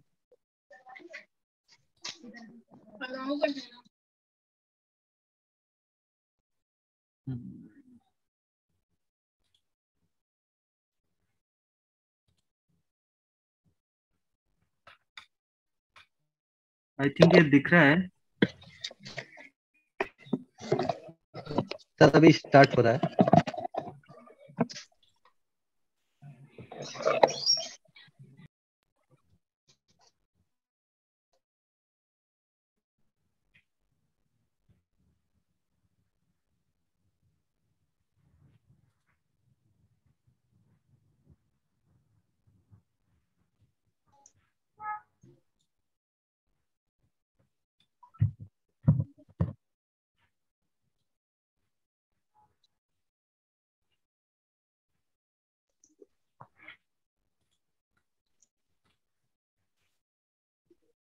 सर एक बार आप फिर से ट्राई करो, यहाँ अभी स्टार्ट नहीं हुआ है। एक मिनट।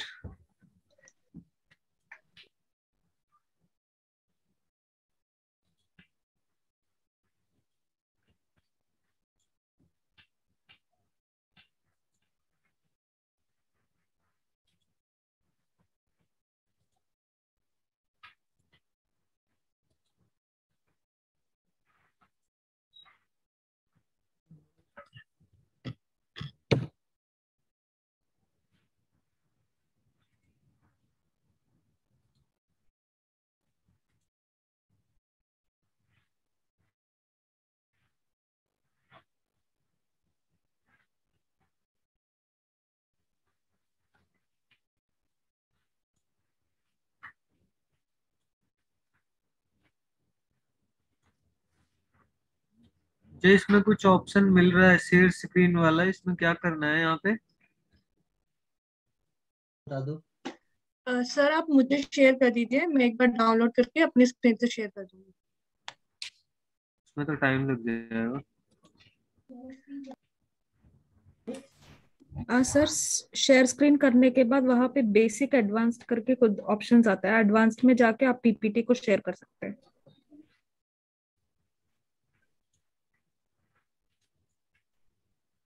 Advance sharing option. हाँ एडवांस्ड है ना, बेसिक के जस्ट राइट साइड में।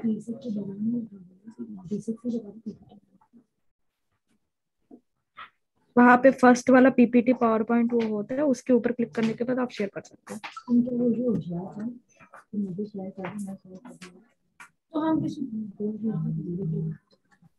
दिख रहा है सर आपको?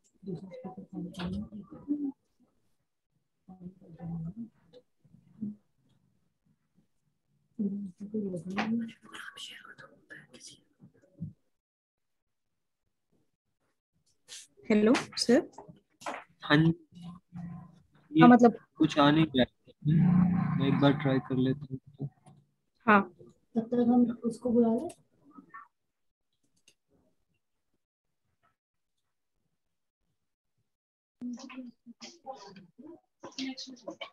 सर आप एक बार ट्राई के लिए, तब तक हम नेक्स्ट बुला देते हैं किसी को। जी ठीक है। ओके सर, ओके सर, एक बार आप ट्राई कर लो। तो अब मैं बुलाना चाहूंगा हमारे बीएमसी दमदमा के बीएमसी, जो हम बोलते हैं जैव विविधता प्रबंधन समिति से, संतोष देवी जी को, जो वहाँ की के गांव के बारे में बताएंगे हमको, और कैसे वो पानी पुलिस के वर्क के लिए काम किए हैं। तो मैं संतोष देवी जी से निवेदन करता हूं कि वो आए। हेलो जी मैम, हेलो। आपकी आवाज आ रही है। हाँ जी जी, मैं नमस्ते जी सभी को। नमस्कार। हाँ जी, मेरा नाम संतोष है जी, मैं दमदमा की सरपंच हूँ। मैंने जी नवज्योति और गुरुजल के साथ मिलकर लोगों को जागरूक किया गांव में पानी के बारे में, और घर घर जाके वाल लगवाए, ठूठी लगवाई और लोगों को जागरूक किया कि पानी वेस्ट ना करे। इतना पानी का स्तर बहुत कम हो चुका है गांव में लोगों को, और जो जितना भी वेस्ट पानी जाता था हमारे गांव में वो सारा एक सूखी नहर में डलवाया है हमने, और सरकार से रिक्वेस्ट की है कि भाई इसको फिल्टर करके आगे जो हम इसे सिंचाई में ले सकें, और जो भी जमीन में जाए भी तो पानी वो फिल्टर होके ही जाए और लोग उसका यूज कर सकें। और मैं चाहती हूँ आगे नवज्योति और गुरुजल के साथ काम करूं और लोगों को जागरूक करूं, और मैं धन्यवाद भी करना चाहूंगी नवज्योति का और गुरुजल का कि लोगों को जागरूक किया और मेरे गांव में इतना काम किया, इसलिए मैं धन्यवाद करती हूँ। थैंक यू मैम, आपने बताया कि आपके द्वारा क्या क्या सहयोग प्रदान किए गए हैं नवज्योति इंडिया फाउंडेशन और गुरुजल को, तो धन्यवाद मैम आपको। तो अब हमारे साथ दमदमा खेला के यूथ क्लब से सत्येंद्र जी जुड़े हैं, जो अपनी युवा टीम के साथ कुछ न कुछ गतिविधियों के द्वारा लोगों को पर्यावरण और जंगल के महत्व के बारे में जागरूक करते हैं और गांव की अन्य समस्याओं को जन भागीदारी द्वारा हल करने का प्रयास करते हैं। इन्होंने समुदाय को जागरूक करने और उनको जैव विविधता पार्क के विकास में साथ लेकर चलने में गुर्जर को बहुत ही महत्वपूर्ण सहयोग प्रदान किया है। तो मैं सत्येंद्र जी से रिक्वेस्ट करना चाहूंगा कि वो आए और अपने विचारों को हमारे साथ साझा करें। जी, सभी को बहुत बहुत धन्यवाद और सभी को नमस्ते। तो ये हमारे लिए सौभाग्य है कि गुरुजल जैसी टीम और नवज्योति इंडिया फाउंडेशन का साथ हमको मिला, और बहुत खुशी की बात है कि हमारे गांव में, चाहे वो दमदमा है चाहे वो खेडला है, हमारे क्षेत्र में दोनों ही संस्थाएं काफी अच्छे से काम कर रही हैं। अगर मैं अपने अनुभव की बात करूं तो हमारे गांव में पहले एक प्रथा थी कि जो तालाब थे हमारे, वहां पे हम किसी भी किस्म की लकड़ी काटना या किसी भी किस्म की गंदगी करना वो अलाउड नहीं था, और उसको एक धर्म से जुड़ा हुआ एक पहलू बनाया हुआ था। तो उससे क्या था कि हमारा तालाब और हमारा पूरा क्षेत्र काफी सुंदर और काफी अच्छा था। लेकिन धीरे धीरे कि कहते हैं लोगों का जो स्वार्थ बढ़ता जाता है, तो स्वार्थ की वजह से बहुत से लोग अतिक्रमण करना शुरू कर देते हैं, गंदगी करना शुरू कर देते हैं। तो उसकी वजह से दिक्कत क्या हुई कि लोगों ने पेड़ों की कटाई करना शुरू कर दिया, काटना और उसके साथ साथ गंदगी करना शुरू कर दिया। तो हमारा खासकर जो मेरा बैच है, जो मेरे साथी थे जब हम कॉलेज टाइम में थे, तो हम क्या करते थे, कहीं पे भी खड़ा होके बस सोचते थे कि गांव को कैसे अच्छा करना है। तो हमने एक यूथ क्लब बनाया। यूथ क्लब बनाने के साथ साथ हमने जो हमारे बुजुर्ग थे उनके साथ मिलके उनके अनुभवों को साथ लेके हमने एक यूथ क्लब बनाया, और उस यूथ क्लब का इतना अच्छा रिजल्ट हमारा रहा कि आज हम पूरे क्षेत्र में, हमारे यूथ क्लब का नाम है युवा विकास संगठन, और सारे ही साथी हमारे बहुत अच्छी पोजीशन पे हैं। लेकिन उसके बावजूद गांव के लिए और खासकर नेचर के लिए हम बहुत ज्यादा समर्पित हैं। और इस समर्पण के साथ साथ हमें जो साथ मिला नवज्योति इंडिया फाउंडेशन का, और इसके अलावा जो हमारा फॉरेस्ट डिपार्टमेंट है, फॉरेस्ट डिपार्टमेंट का हमें बहुत साथ मिला, नवज्योति इंडिया फाउंडेशन का हमें बहुत अच्छा साथ मिला। और साथ साथ मैं धन्यवाद करना चाहूंगा डॉक्टर किरण बेदी का, जिन्होंने शुरुआत में, जिनके साथ मिलके हमने इस काम को शुरू किया। और आज अगर कभी मैं मौका मिले आप लोगों को तो खेडला आइए। खेडला में आप देखेंगे कि खेडला का तालाब एक कैसा रूप ले चुका है। और अभी वर्तमान में मैंने हमारी एक जो यूथ क्लब ने मिलके और एक कॉर्पोरेट के साथ मिलके हमने तालाब को डेवलप कराया है। और तालाब को डेवलप कराने का अगर आप देखेंगे तो उसमें ट्रैक एक बनाया है जिसमें लोग प्रातःकालीन भ्रमण करते हैं, शाम को भी घूमते हैं। इसके साथ साथ पानी का जो इनटेक है, पहले चूंकि पानी गंदा था, सिल्टिंग बहुत ज्यादा थी, जिसकी वजह से पानी रुकता नहीं था। अभी क्या है, तालाब का सौंदर्यीकरण हुआ है, उसके साथ साथ तालाब की चौड़ा उसको किया गया है, तो जिसकी वजह से ये वाली जो बारिश हुई है उसमें काफी अच्छा पानी तालाब में आया है। तो वाटर कंजर्वेशन पे भी काफी अच्छा हमें जो रिजल्ट मिला है। और इसके साथ साथ क्योंकि सौंदर्यीकरण हुआ है, पेड़ लगे हैं, तो जो पक्षी चले गए थे हमारे यहाँ से, वो पक्षी भी रिटर्न हुए हैं। अगर हम क्योंकि कई बार मैं खुद स्वयं, मेरी आदत है कि मुझे कोई भी एक पक्षी मिलता है जो थोड़ा सा एबनॉर्मल है या पहले देखा था अब नहीं दिखा गया, तो मैं उसका फोटो क्लिक करता हूँ, तो काफी खुशी होती है कि रेप्टाइल्स भी वहां पे काफी आ चुके हैं, पशु पक्षी बहुत अन्य अन्य प्रजाति के वहां पे आ चुके हैं। इसके अलावा मतलब आप लोगों को विश्वास नहीं होगा कि जो थोड़े से जंगली जानवर थे जिनको हमने काफी पहले देखा था, वो भी वहां पे आने शुरू हो गए हैं। तो लोग भी इसको ना अप्रेस कर रहे हैं। अप्रेस क्यों कर रहे हैं? क्योंकि देखिए, प्रकृति और मानव दोनों का आपसी संबंध है। अगर किसी ने भी किसी को भी खत्म करने की कोशिश की तो इम्बैलेंस हो जाएगा प्रकृति में। अभी हम क्या कर रहे हैं कि हम पेड़ काट रहे थे, चाहे वो डर की वजह से कर रहे थे, चाहे कैसे भी कर रहे थे, लेकिन अभी क्या है, लोगों में जागरूकता आई है, लोगों ने पेड़ों को बचाना शुरू किया है। और देखिए, एक्यूरेट मेजरमेंट में नहीं बता सकता, लेकिन इतना फॉर श्योर है, क्योंकि जैसे हमारे गांव के लोग बोलते हैं कि इस बार जो पानी का लेवल था, जो वाटर लेवल था, जो काफी नीचे जा चुका था, वो काफी ऊपर भी आ गया है। मतलब पानी का लेवल बढ़ा है इस बार, जो जमीनी पानी है उसका लेवल बढ़ा है। तो कहीं ना कहीं this is a positive sign for the development of nature as well as for the community. लोग जितना प्रकृति के साथ जुड़ेंगे, जितना प्रकृति का ख्याल रखेंगे, ये पक्का है प्रकृति आपका उतना ही ख्याल रखेगी। भगवान ने जो चीज बनाई है वो चीज बनाई ही उस हिसाब से है, चाहे आप उसका विकास धर्म से जोड़ के करें, चाहे आप उसको वैज्ञानिक तौर पे करें। आप किसी भी तरह से प्रकृति का विकास करेंगे, प्रकृति के साथ चलेंगे, तो आपको कभी भी प्रकृति नुकसान नहीं देगी। लेकिन अगर आप प्रकृति के साथ इम्बैलेंस बना के चलेंगे, पेड़ों की अंधाधुंध कटाई करेंगे, पानी का वेस्टेज करेंगे, तो ये पक्का है कहीं ना कहीं प्रकृति भी उसका रिजल्ट आपको देगी। अभी कुछ दिन पहले ही हमने ज्यादा समय नहीं बिता है, हमने उत्तराखंड की आपदा देखी और बहुत सारे सुनामी हमने देखे हैं, बहुत सारे कैजुअलिटीज हमने देखे हैं बिकॉज ऑफ द नेचर। वो क्यों देखे गए हैं? क्योंकि हमने कहीं ना कहीं नेचर के साथ खिलवाड़ करना शुरू किया था, जिसका रिजल्ट हमको मिला है। आज बड़ी खुशी होती है इस चीज को देखते हुए कि खेडला गांव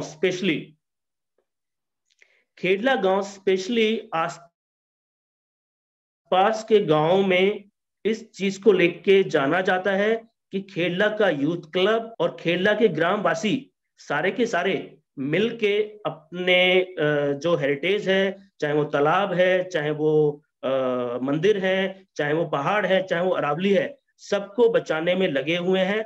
और इसकी बड़ी खुशी होती है कि कहीं ना कहीं मैं भी उसका एक सहभागी हूँ। और बहुत अच्छा लगता है कि गुरुजल जैसी टीम और नवज्योति इंडिया फाउंडेशन और बाकी बहुत सारी टीम हमारे समय समय पे हमारे साथ आती हैं और प्रकृति को बचाने में, प्रकृति को मजबूत करने में कहीं ना कहीं हमारा साथ देती हैं। इसके साथ साथ मैं एक लास्ट में अपनी वाणी को विराम देते हुए एक लास्ट पॉइंट बोलना चाहूंगा कि जो भी करें, कम करें लेकिन अच्छा करें। कहने का मतलब है, ऐसा नहीं है कि हमने प्लांट्स लगा दिए और उसका मेंटेनेंस हम नहीं कर सकते, नहीं। आप 10 पेड़ लगाएं, 10 पेड़ों को बचाएं, स्ट्रेटेजिक तरीके से बताएं। मैं यहाँ पे एक बात बताना चाहता हूँ कि युवा विकास संगठन ने, YVS ने एक स्ट्रेटेजी के तहत इस जंगल का विकास किया है। हम जुलाई का सेकेंड वीक, साल में जुलाई का सेकेंड वीक हमने एक फिक्स किया हुआ है कि हमको प्लांटेशन करना है। उससे पहले हम सॉइल तैयार करते हैं, गड्ढे तैयार करते हैं और उनको करीबन 10 से 20 दिन के लिए छोड़ देते हैं, ताकि जो बारिश आए, बारिश का पानी जो आए वो उसमें समाए और जो पेड़ लगाएं वो रुकें। उसके बाद उसको साल भर उसका देख रेख करना वो सारा हमारी टीम करती है। मैं बहुत बहुत धन्यवाद देना चाहूंगा गुरुजल टीम को और अंजलि मैम को, चांदनी मैम को और बाकी सभी सम्मानित सदस्यों को, माफ कीजिएगा सबका नाम मैं नहीं ले पाऊंगा, लेकिन सभी सम्मानित सदस्यों का मैं धन्यवाद प्रेषित करना चाहूंगा कि उन्हें मुझे अपना वक्तव्य रखने का समय प्रदान किया। धन्यवाद। जय हिंद, जय भारत। थैंक यू सत्येंद्र जी, आपने बहुत अच्छे तरीके से अपने विचारों को हमारे साथ व्यक्त किया। अब हम दमदमा के सरपंच स्वराज जी से कि वो आए हमारे साथ अपने विचारों को साझा करें।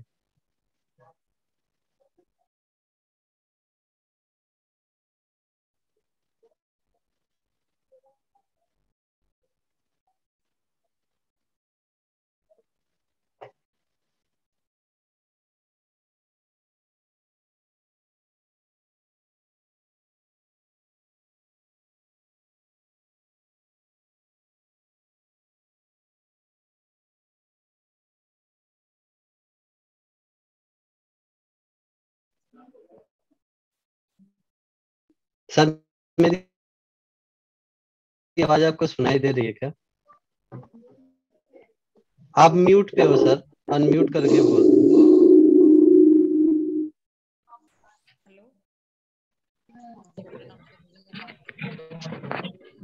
मैं स्वागत करता हूं गुरुजल सोसाइटी और फाउंडेशन का।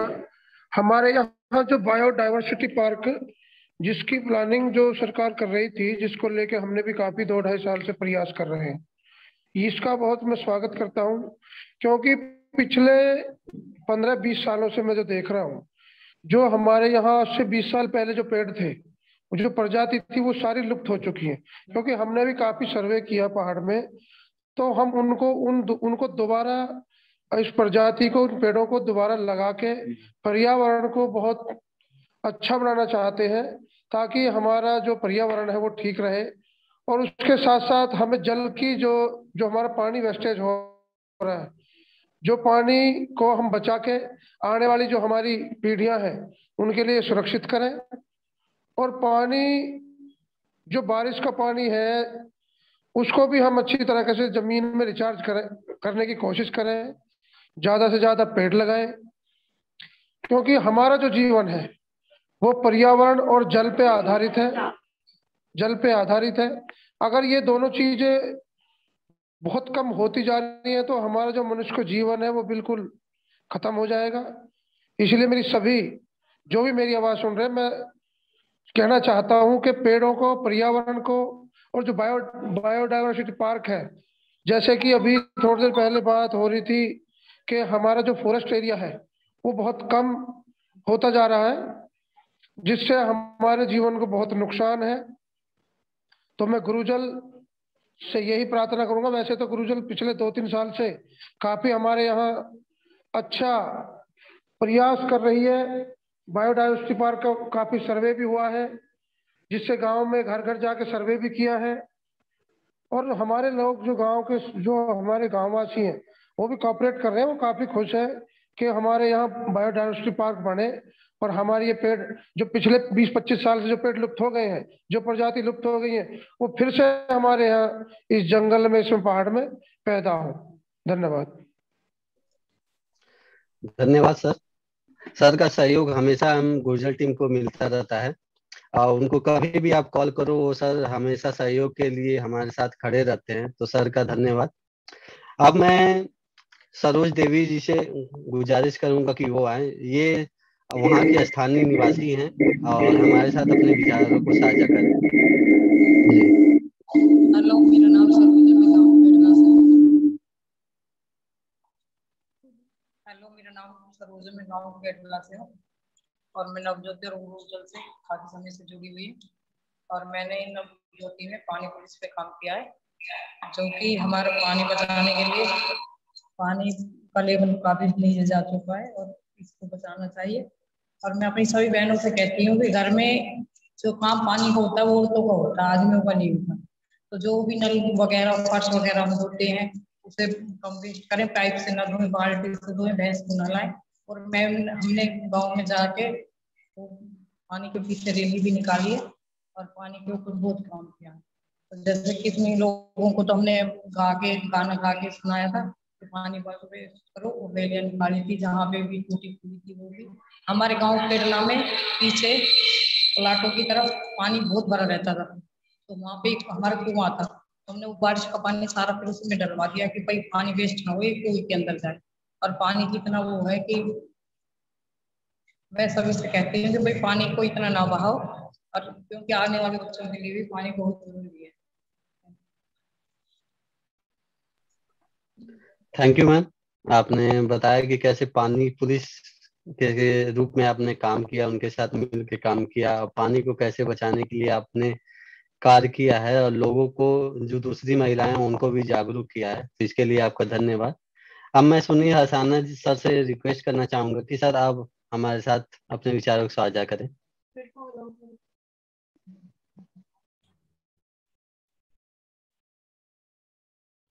धन्यवाद सर। वैसे तो काफी सारे वक्ता अभी बोल के गए हैं, बहुत अच्छा अभी तक का जो एक्सपीरियंस रहा है। मेरे हिसाब से मुझे लगता नहीं कि अभी कुछ बच गया है बोलने के लिए, पर कुछ जो गैप्स वाली चीजें मुझे लगता है कि मतलब बायोडाइवर्सिटी को देखने का एक जो परसेप्शन है, हमारा जो नजरिया है, बेसिकली जैसे अभी वीडियो के थ्रू ही हम जाते हैं। जो पुराना वीडियो था जो आपने दिखाया था, मैं वहीं से स्टार्ट करना चाहूंगा। तो मैं रिक्वेस्ट करूंगा कि आप स्लाइड को आगे बढ़ाओगे एक बार।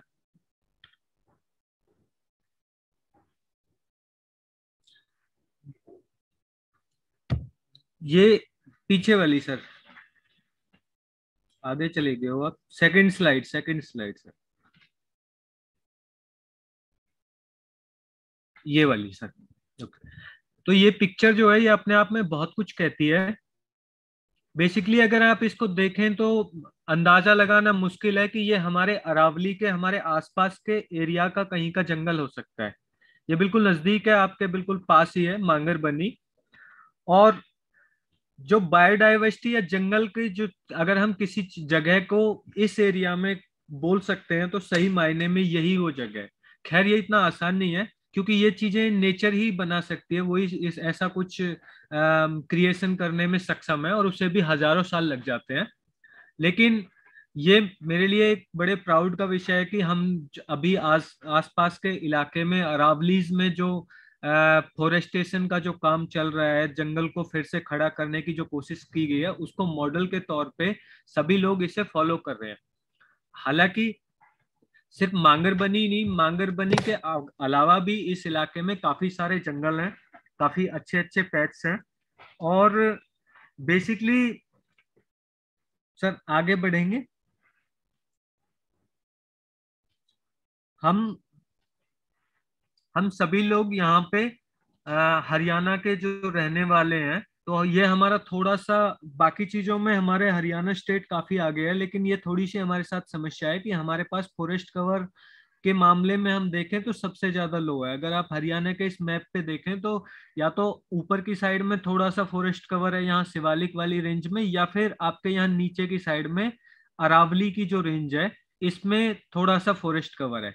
ये वाला जो एरिया है ये हमारा वाला एरिया है, जिसमें मैं मांगर में रहता हूँ और आप लोग दमदमा खेला में रहते हैं। तो हमारा ये साझा पैच है जो हमारे बुजुर्गों ने मिलजुल करके यहाँ पे इसको संभाला हुआ है पहले से ही।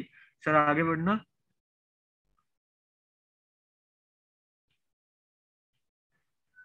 नेक्स्ट।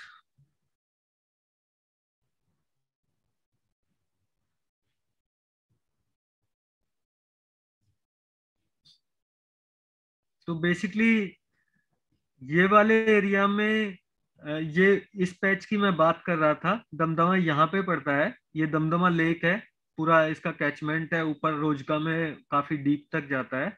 और यहाँ पे ये मांगर बनी है, मांगर बनी। और ये रोजका वाली जो वैली है, इसमें लास्ट में अगर हम इसके बिल्कुल सिरे पे जाते हैं तो यहाँ 2-3 किलोमीटर का ही एरिया रह जाता है। और ये पर्टिकुलर पैच जो यहाँ मांगर बनी से स्टार्ट होकर के और आपके दमदमा तक जाता है, इसमें मांगर बनी के अलावा कई सारे जंगल हैं। सर आगे बढ़ना।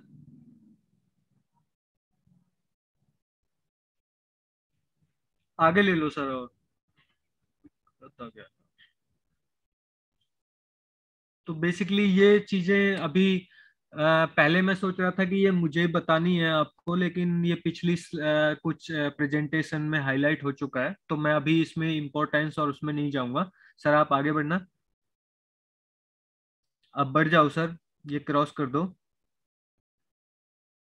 तो अभी हम सीधे सीधे जो है अरावली के फॉरेस्ट के ऊपर बात करेंगे। सर पीछे इसमें फॉरेस्ट टाइप पे ले जाओ।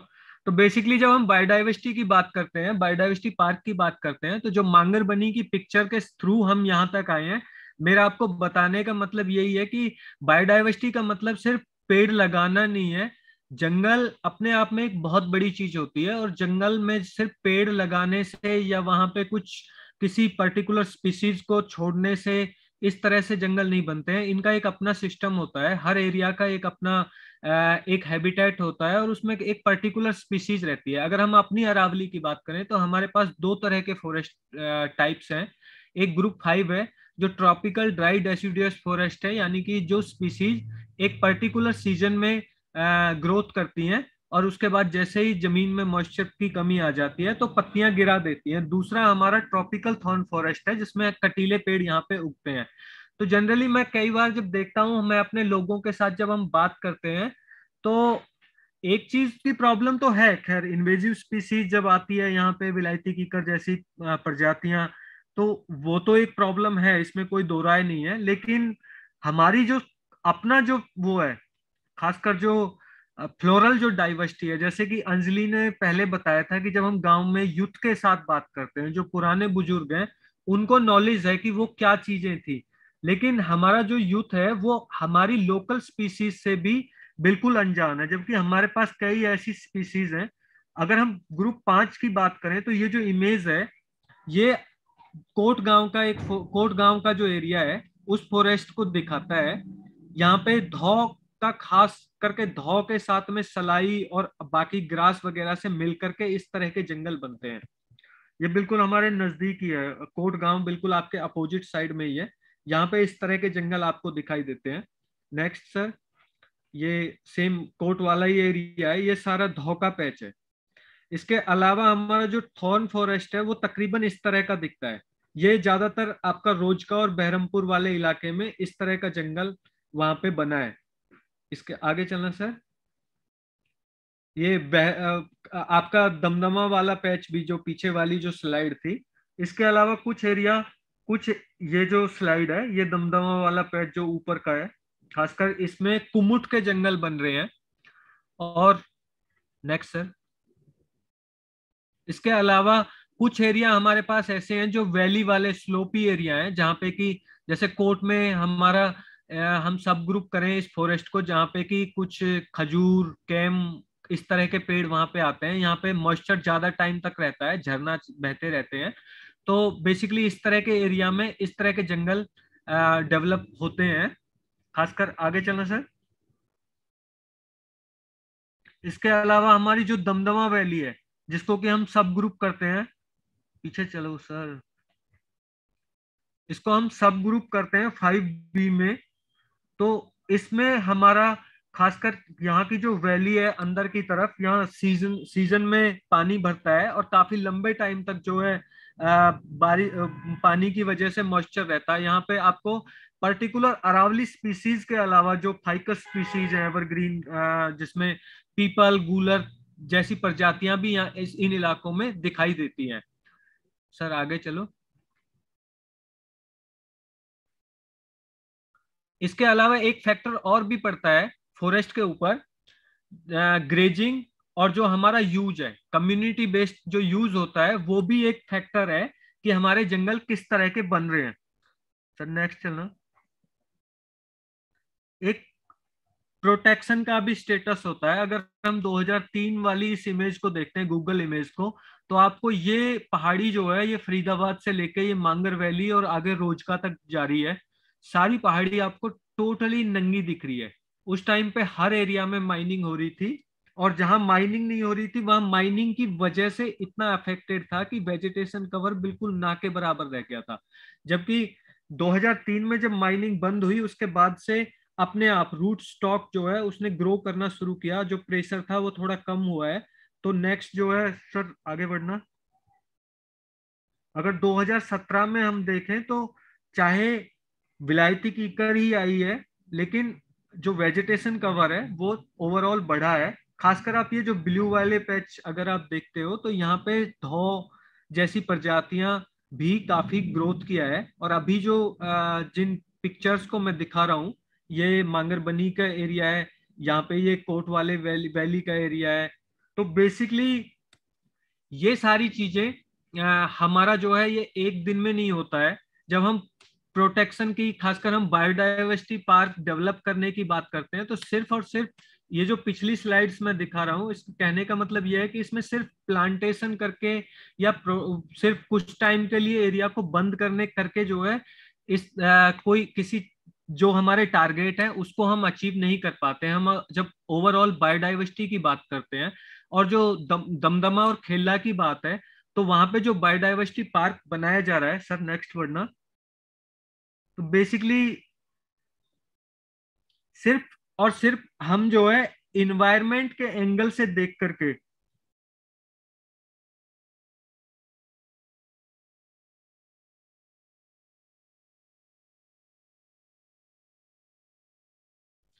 एनिमेट तो हम उसको अचीव नहीं कर सकते।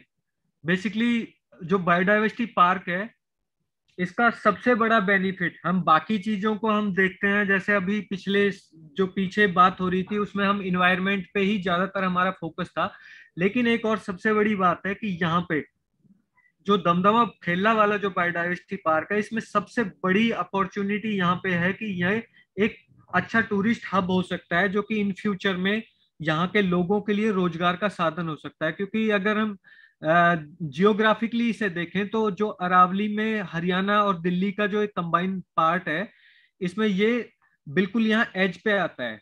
सर आगे बढ़ना, नेक्स्ट स्लाइड पे। और इसके बगल में जो है ये दमदमा की पूरी वैली है। सर आगे बढ़ो। और ये आपका दमदमा का एरिया है जो बिल्कुल यहाँ कनेक्ट होता है रोजका से। इसके जस्ट ऊपर जो है कोट है, यहाँ बंधवाड़ी है और ये मांगर है। मांगर से लेकर के रोजका तक ये काफी बड़े जंगल के साथ बिल्कुल सटा हुआ है।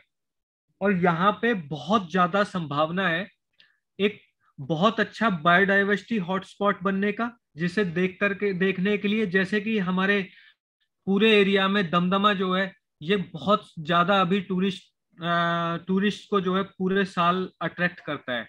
इसके साथ में अगर हम इसके यहाँ पे भी बायोडाइवर्सिटी को जो है इम्प्रूव करेंगे तो डेफिनेटली है कि लोगों के यहाँ पे आवाजाही बढ़ेगी, जिससे कि यहाँ रोजगार का बहुत ज्यादा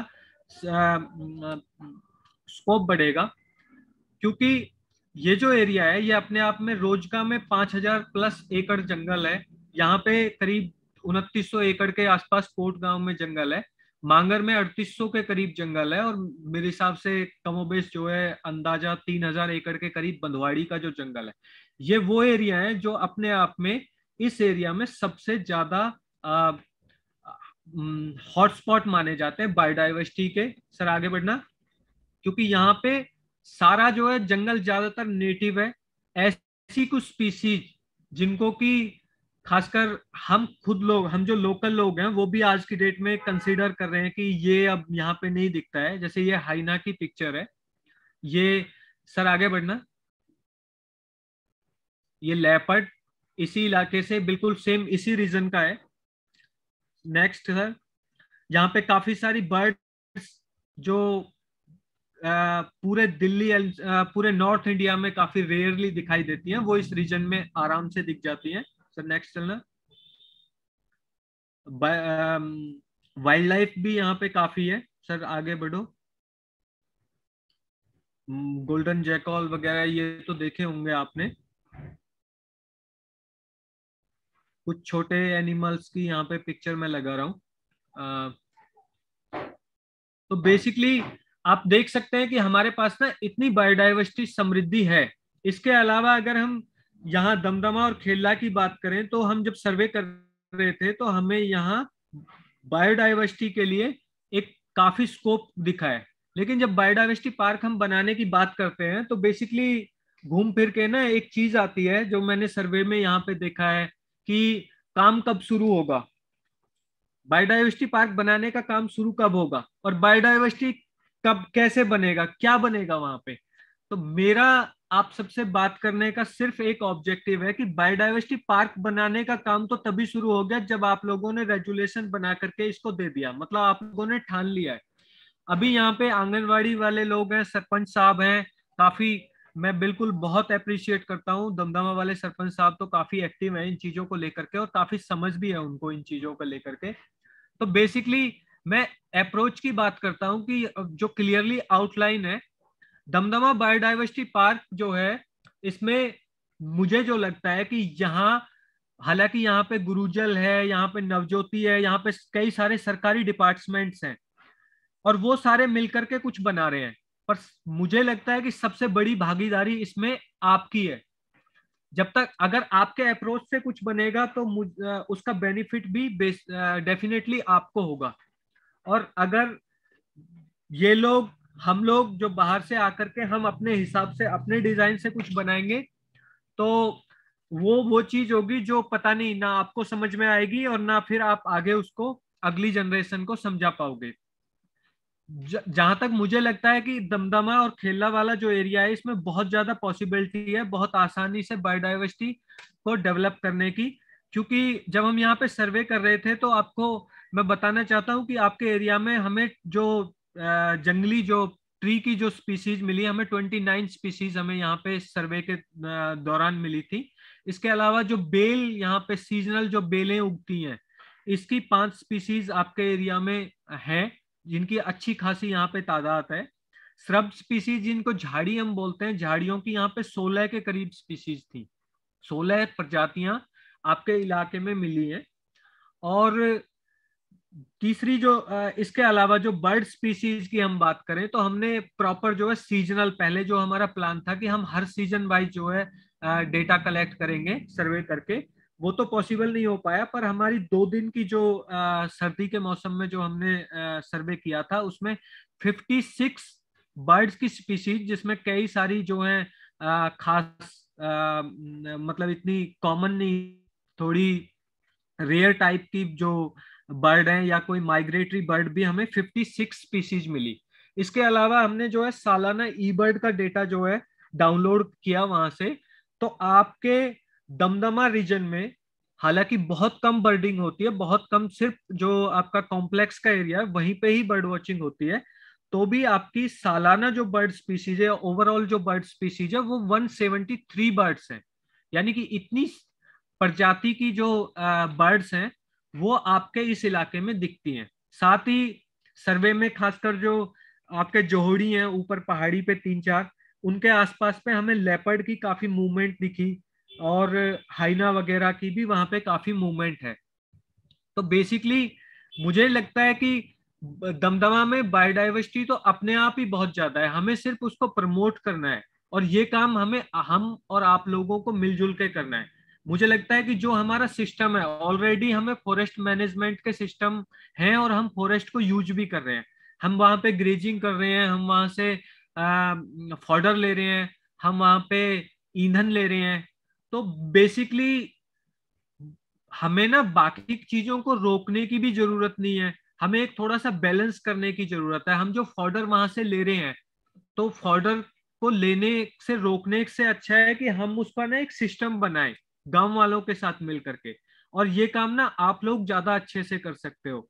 आप जो डिफरेंट उसमें खासकर पंचायत के सदस्य हैं, आंगनबाड़ी वाले जो हैं, स्कूल टीचर्स हैं, इको क्लब्स के साथ हम अभी काम शुरू करेंगे। तो यहाँ पे आप ही हमें सजेस्ट कर सकते हो कि किस तरह से हम एक बैलेंस का सिस्टम बनाए ताकि जो हमारे पास रूट स्टॉक है वो प्रमोट होना भी शुरू हो जाए, वहां पे उसका ग्रोथ जो है उस पर भी इफेक्ट ना पड़े और हमारे रोजमर्रा के काम भी चलते रहें।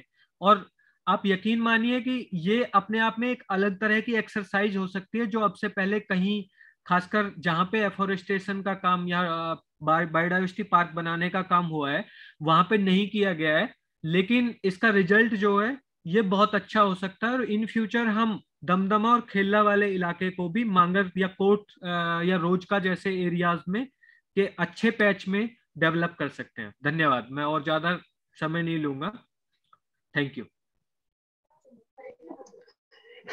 थैंक यू सुनील सर, आपने बहुत अच्छे तरीके से बताया कि कैसे जैव विविधता आंगनबाड़ी में अभी तक कायम है, उसको हम लोग बनाए रखे हुए हैं, और वैसे ही हम दमदमा और खेला में करना चाह रहे हैं ताकि अधिक से इसको एक पर्यटन स्थल के रूप में विकसित किया जा सके। Thank you. तो अब मैं सरोज देवी जी से अनुरोध करना चाहता हूँ कि वो शायद एक गाने के माध्यम से हमें कुछ संदेश देना चाह रही हैं। पानी मत बेकार बहाओ जी, मुश्किल हो जाए जीना रे। पानी मत बेकार बहाओ जी, मुश्किल हो जाए जीना रे। मुश्किल हो जाए जीना भाई, मुश्किल हो जाए जीना। पानी मत बहाओ जी, मुश्किल हो जाए जीना। पानी पाइप से तुम भैंस नहलाते, पाइप से तुम फरस धुलाते। एक दिन पड़ जाए टोटा पानी का, मुश्किल हो जाए जीना रे। एक दिन पड़ जाए टोटा पानी का, मुश्किल हो जाए जीना रे। पानी मत बेकार बहाओ जी, मुश्किल हो जाए जीना। पाइप से तुम फरस धुलाते, पाइप से तुम गाड़ी धोते। चले पुआरे से की झूठी, चले पुआरे से की झूठी। एक दिन पड़ जाए टोटा पानी का, मुश्किल हो जाए जी। अरे पानी मत बेकार बहाओ जी, मुश्किल हो जाए जीना रे। मुश्किल हो जाए जीना, हाँ भाई मुश्किल हो जाए जीना। पानी मत बेकार बहाओ जी, मुश्किल हो जाए जीना। Thank you. बहुत बहुत धन्यवाद मैम, आपने बहुत मतलब बोल सकते हैं कि वहाँ के स्थानीय गाने के माध्यम से लोगों को संदेश दिया कि कैसे हमको जल बचाना है, जल संरक्षण करना है। अब बहुत अच्छा लगा ये सुन के भी हम लोगों को। तो अब मैं जतनवीर राघव जी से, जो खेला के निवासी हैं, उनसे अनुरोध करना चाहूंगा ये कि तो सर हम ना क्यों घर से नहीं जाते, बड़े बड़े बैठे थे वहां, तो इसलिए मैं मैडम को बाहर लेके आ गई। Okay ma'am, thank you thank you. Okay, तो हम जतनवीर राघव सर से अनुरोध करना चाहेंगे कि आए। नीतीश सर वो 5 मिनट में ज्वाइन कर रहे हैं, रिज्वाइन कर रहे हैं, डिस्कनेक्ट हो गया उनका शायद। ओके ओके ठीक है। अभी कर तो जैसा कि हम लोगों ने देखा कि कैसे जैव विविधता का इम्पोर्टेंस क्या है हमारे जीवन में, बोल सकते हैं कि व्यवहारिक जीवन में जैव विविधता के महत्व और उसकी आवश्यकता को हम एक तरह से साथ ले चलने में बहुत कठिनाई है हम लोग को इस समय देख सकते हैं। या ये बोल सकते हैं ये सभी प्रकार के प्राणी, हमारे जो जीव जंतु हैं, सभी के जीवन में हर पहलू को किसी न किसी तरह से लाभ पहुंचाता है।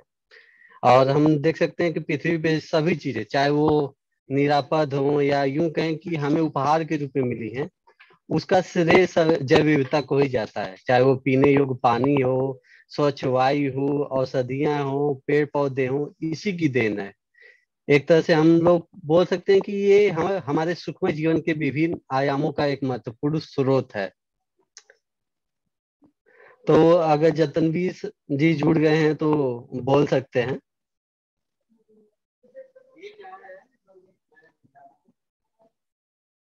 सर वो ट्राई कर रहे हैं, अभी मैं कॉल कर रहा हूँ उनको। तो हम वीर सिंह जी से अनुरोध करना चाहेंगे कि वो अपने विचारों को हमारे साथ साझा कर सकते हैं।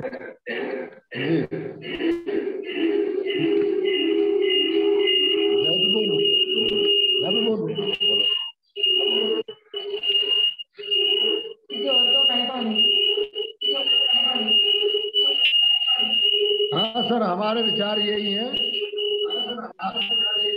हमारे पहाड़ में जो है ना, पहले ऐसे ऐसे बढ़िया दरख्त थे जिनकी कोई शुमार नहीं, और वे पानी को जो है ना बादल नीचे को खींचे रहे।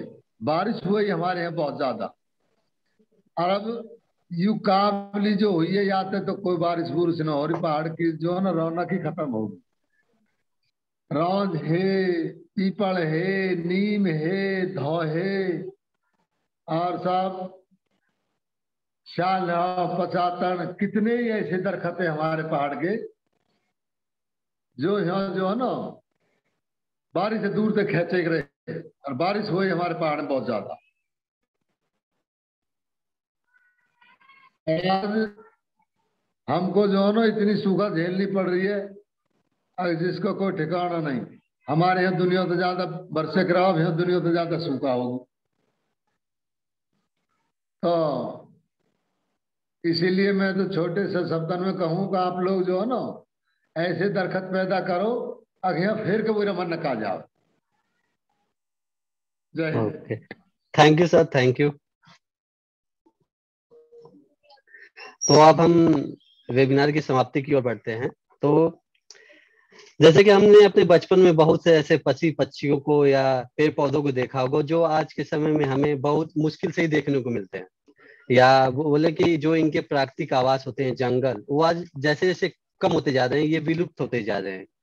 और इसलिए हम सभी को एक साथ होकर और इसको बचाने के लिए काम करना होगा। और जीवता पार्क जो दमदमा और खेड़ा में बनने वाला है, उसमें एक सफल कदम हम लोग को एक साथ लेके चलना पड़ेगा। और इसको सफल बनाने में आप सभी का एक अहम योगदान है, वहाँ के समुदाय, वहाँ के लोगों, सरपंच या यूथ क्लब जो सभी का है। तो सभी अपना सहयोग हम हमारी संस्था गुरुजल को प्रदान करते रहें, और साथ ही लोगों को भी जागरूक करते रहें कि वहाँ जल संरक्षण के क्या क्या फायदे हैं, पेड़ पौधों के क्या फायदे हैं, जो अरावली हमारा पहाड़ है, वहाँ के जो जंगल है, उनसे क्या क्या फायदे हैं, तो उनको हम अधिक से अधिक जागरूक करें। तो अब मैं आप सभी का इस वेबिनार में जुड़ने के लिए धन्यवाद करता हूँ। जतनवीर राघव जी ज्वाइन कर चुके हैं। जी जी, जतनवीर जी आप बोल सकते हैं। हेलो जी सर, जी सर, जी जी जी, आवाज आ रही है सर? जी आ रही है। सर मैं सभी को सबसे पहले नमस्कार करना चाहूंगा और गुरुजल एवं नवज्योति इंडिया फाउंडेशन का हृदय से आभार व्यक्त करना चाहूंगा, धन्यवाद करना चाहूंगा, क्योंकि आज जिस चीज की मनुष्य को नितांत आवश्यकता है, मनुष्य का जीवन 3 चीजों पर आधारित है। सबसे पहले वायु जो ऑक्सीजन, उसके बाद जल, और तीसरा भोजन। और ये जो सारी चीजें हैं ये हमें प्रकृति से मिलती हैं, और आज प्रकृति के साथ हमारी कुछ कमियों की वजह से जो नुकसान हो रहा है, जो हमारा पर्यावरण प्रदूषित हो रहा है, जो हमारे पेड़ काटे जा रहे हैं, इसका हमें बेहद अफसोस है। लेकिन हम गुरुजल का और नवज्योति इंडिया फाउंडेशन का और दूसरी संस्थाओं का इसलिए धन्यवाद करते हैं कि ये हमारे सबसे पहले पेड़ों के लिए जो हमें ऑक्सीजन देते हैं, और दूसरा जो हमारा पानी की जो समस्या है, दिन प्रतिदिन हमारा भू स्तर नीचे जा रहा है, ये हमारे लिए बहुत ही दुख का विषय है। और इस पानी की समस्या से निजात दिलाने के लिए हमारे गुरुजल एवं नवज्योति इंडिया फाउंडेशन ये जो हमारे क्षेत्र में गांव दमदमा और खेड़ा में जो कार्य कर रहे हैं, इनके लिए हम आप सभी का दिल से आभार व्यक्त करते हैं और धन्यवाद करते हैं, क्योंकि इसमें मेन कार्य है लोगों को जागरूक करने का। वो कार्य आप बहुत ही बेहतरीन ढंग से कर रहे हैं। पिछले काफी लंबे समय से नवज्योति इंडिया फाउंडेशन कार्य कर रहा है। हमारे अपने गांव में पिछले 12 साल पहले नवज्योति इंडिया फाउंडेशन की मदद से हमारे आदरणीय बहन किरण बेदी जी और उनके सभी साथी बहन चांदनी जी, सोमदत्त जी, आप सबके सहयोग से सबसे पहले जो गांव में पेड़ लगाए गए वो आज हर वर्ष हम पेड़ लगाते हैं और उसका हमें बहुत फायदा है। इसके साथ साथ हमारे लोगों में जागरूकता पैदा हुई है कि अगर पेड़ नहीं लगाएंगे तो हमारे जीवन के लिए अभी जो एक परेशानी पिछले 2 साल से जो चल रही है, जिसमें ऑक्सीजन की कमी देखी गई, अभी लोगों की समझ में ये आना शुरू हो गया है कि हमें पेड़ों से प्यार करना चाहिए, अधिक से अधिक पेड़ लगाने चाहिए। और अगर पेड़ लगाएंगे तो बरसात होगी, और बरसात होने के साथ साथ हमारा जो पानी है वो हम किसी भी तरह से हमारा जमीन में जाना चाहिए। इसके लिए आप जो लोगों को जागरूक करते हैं, और लोग जागरूक भी हो रहे हैं, और हर व्यक्ति चाहे अपनी पर्सनल जगह हो, खेतों में या सार्वजनिक, वहां पर पेड़ लगाने की कोशिश करता है। और हमारा विकास संगठन हमारे गांव के जो भी बुजुर्ग हैं उनके सहयोग से, सभी साथियों के सहयोग से इस कार्य को पिछले 12 साल से हम कर रहे हैं। तो इसके लिए मैं आप सभी का तहे दिल से आभार व्यक्त करता हूं, धन्यवाद करता हूं। आपका बहुत बहुत धन्यवाद। धन्यवाद सर, आपने बहुत अच्छे तरीके से बताया कि कैसे आप वहाँ पर्यावरण को बचाने के लिए पेड़ लगाते हैं, उनकी देखभाल करते हैं और लोगों को जागरूक करने का प्रयत्न करते हैं। और नवज्योति इंडिया फाउंडेशन गुर्जल का जो सहयोग मिल रहा है उनको भी आप लोगों ने सराहा, तो इसके लिए हम संस्था की तरफ से, दोनों संस्था की तरफ से आपको धन्यवाद कर देते हैं। तो अब हम इस वेबिनार को समाप्त करने की घोषणा करते हैं। मैं धन्यवाद देता हूँ चांदनी बेदी मैम का, और चेतन सर जुड़े उनका धन्यवाद, सुनील सर जुड़े उनका भी धन्यवाद, और बाकी समुदाय के जो भी लोग जुड़े उनका सभी का धन्यवाद इस वेबिनार में जुड़ने के लिए। धन्यवाद।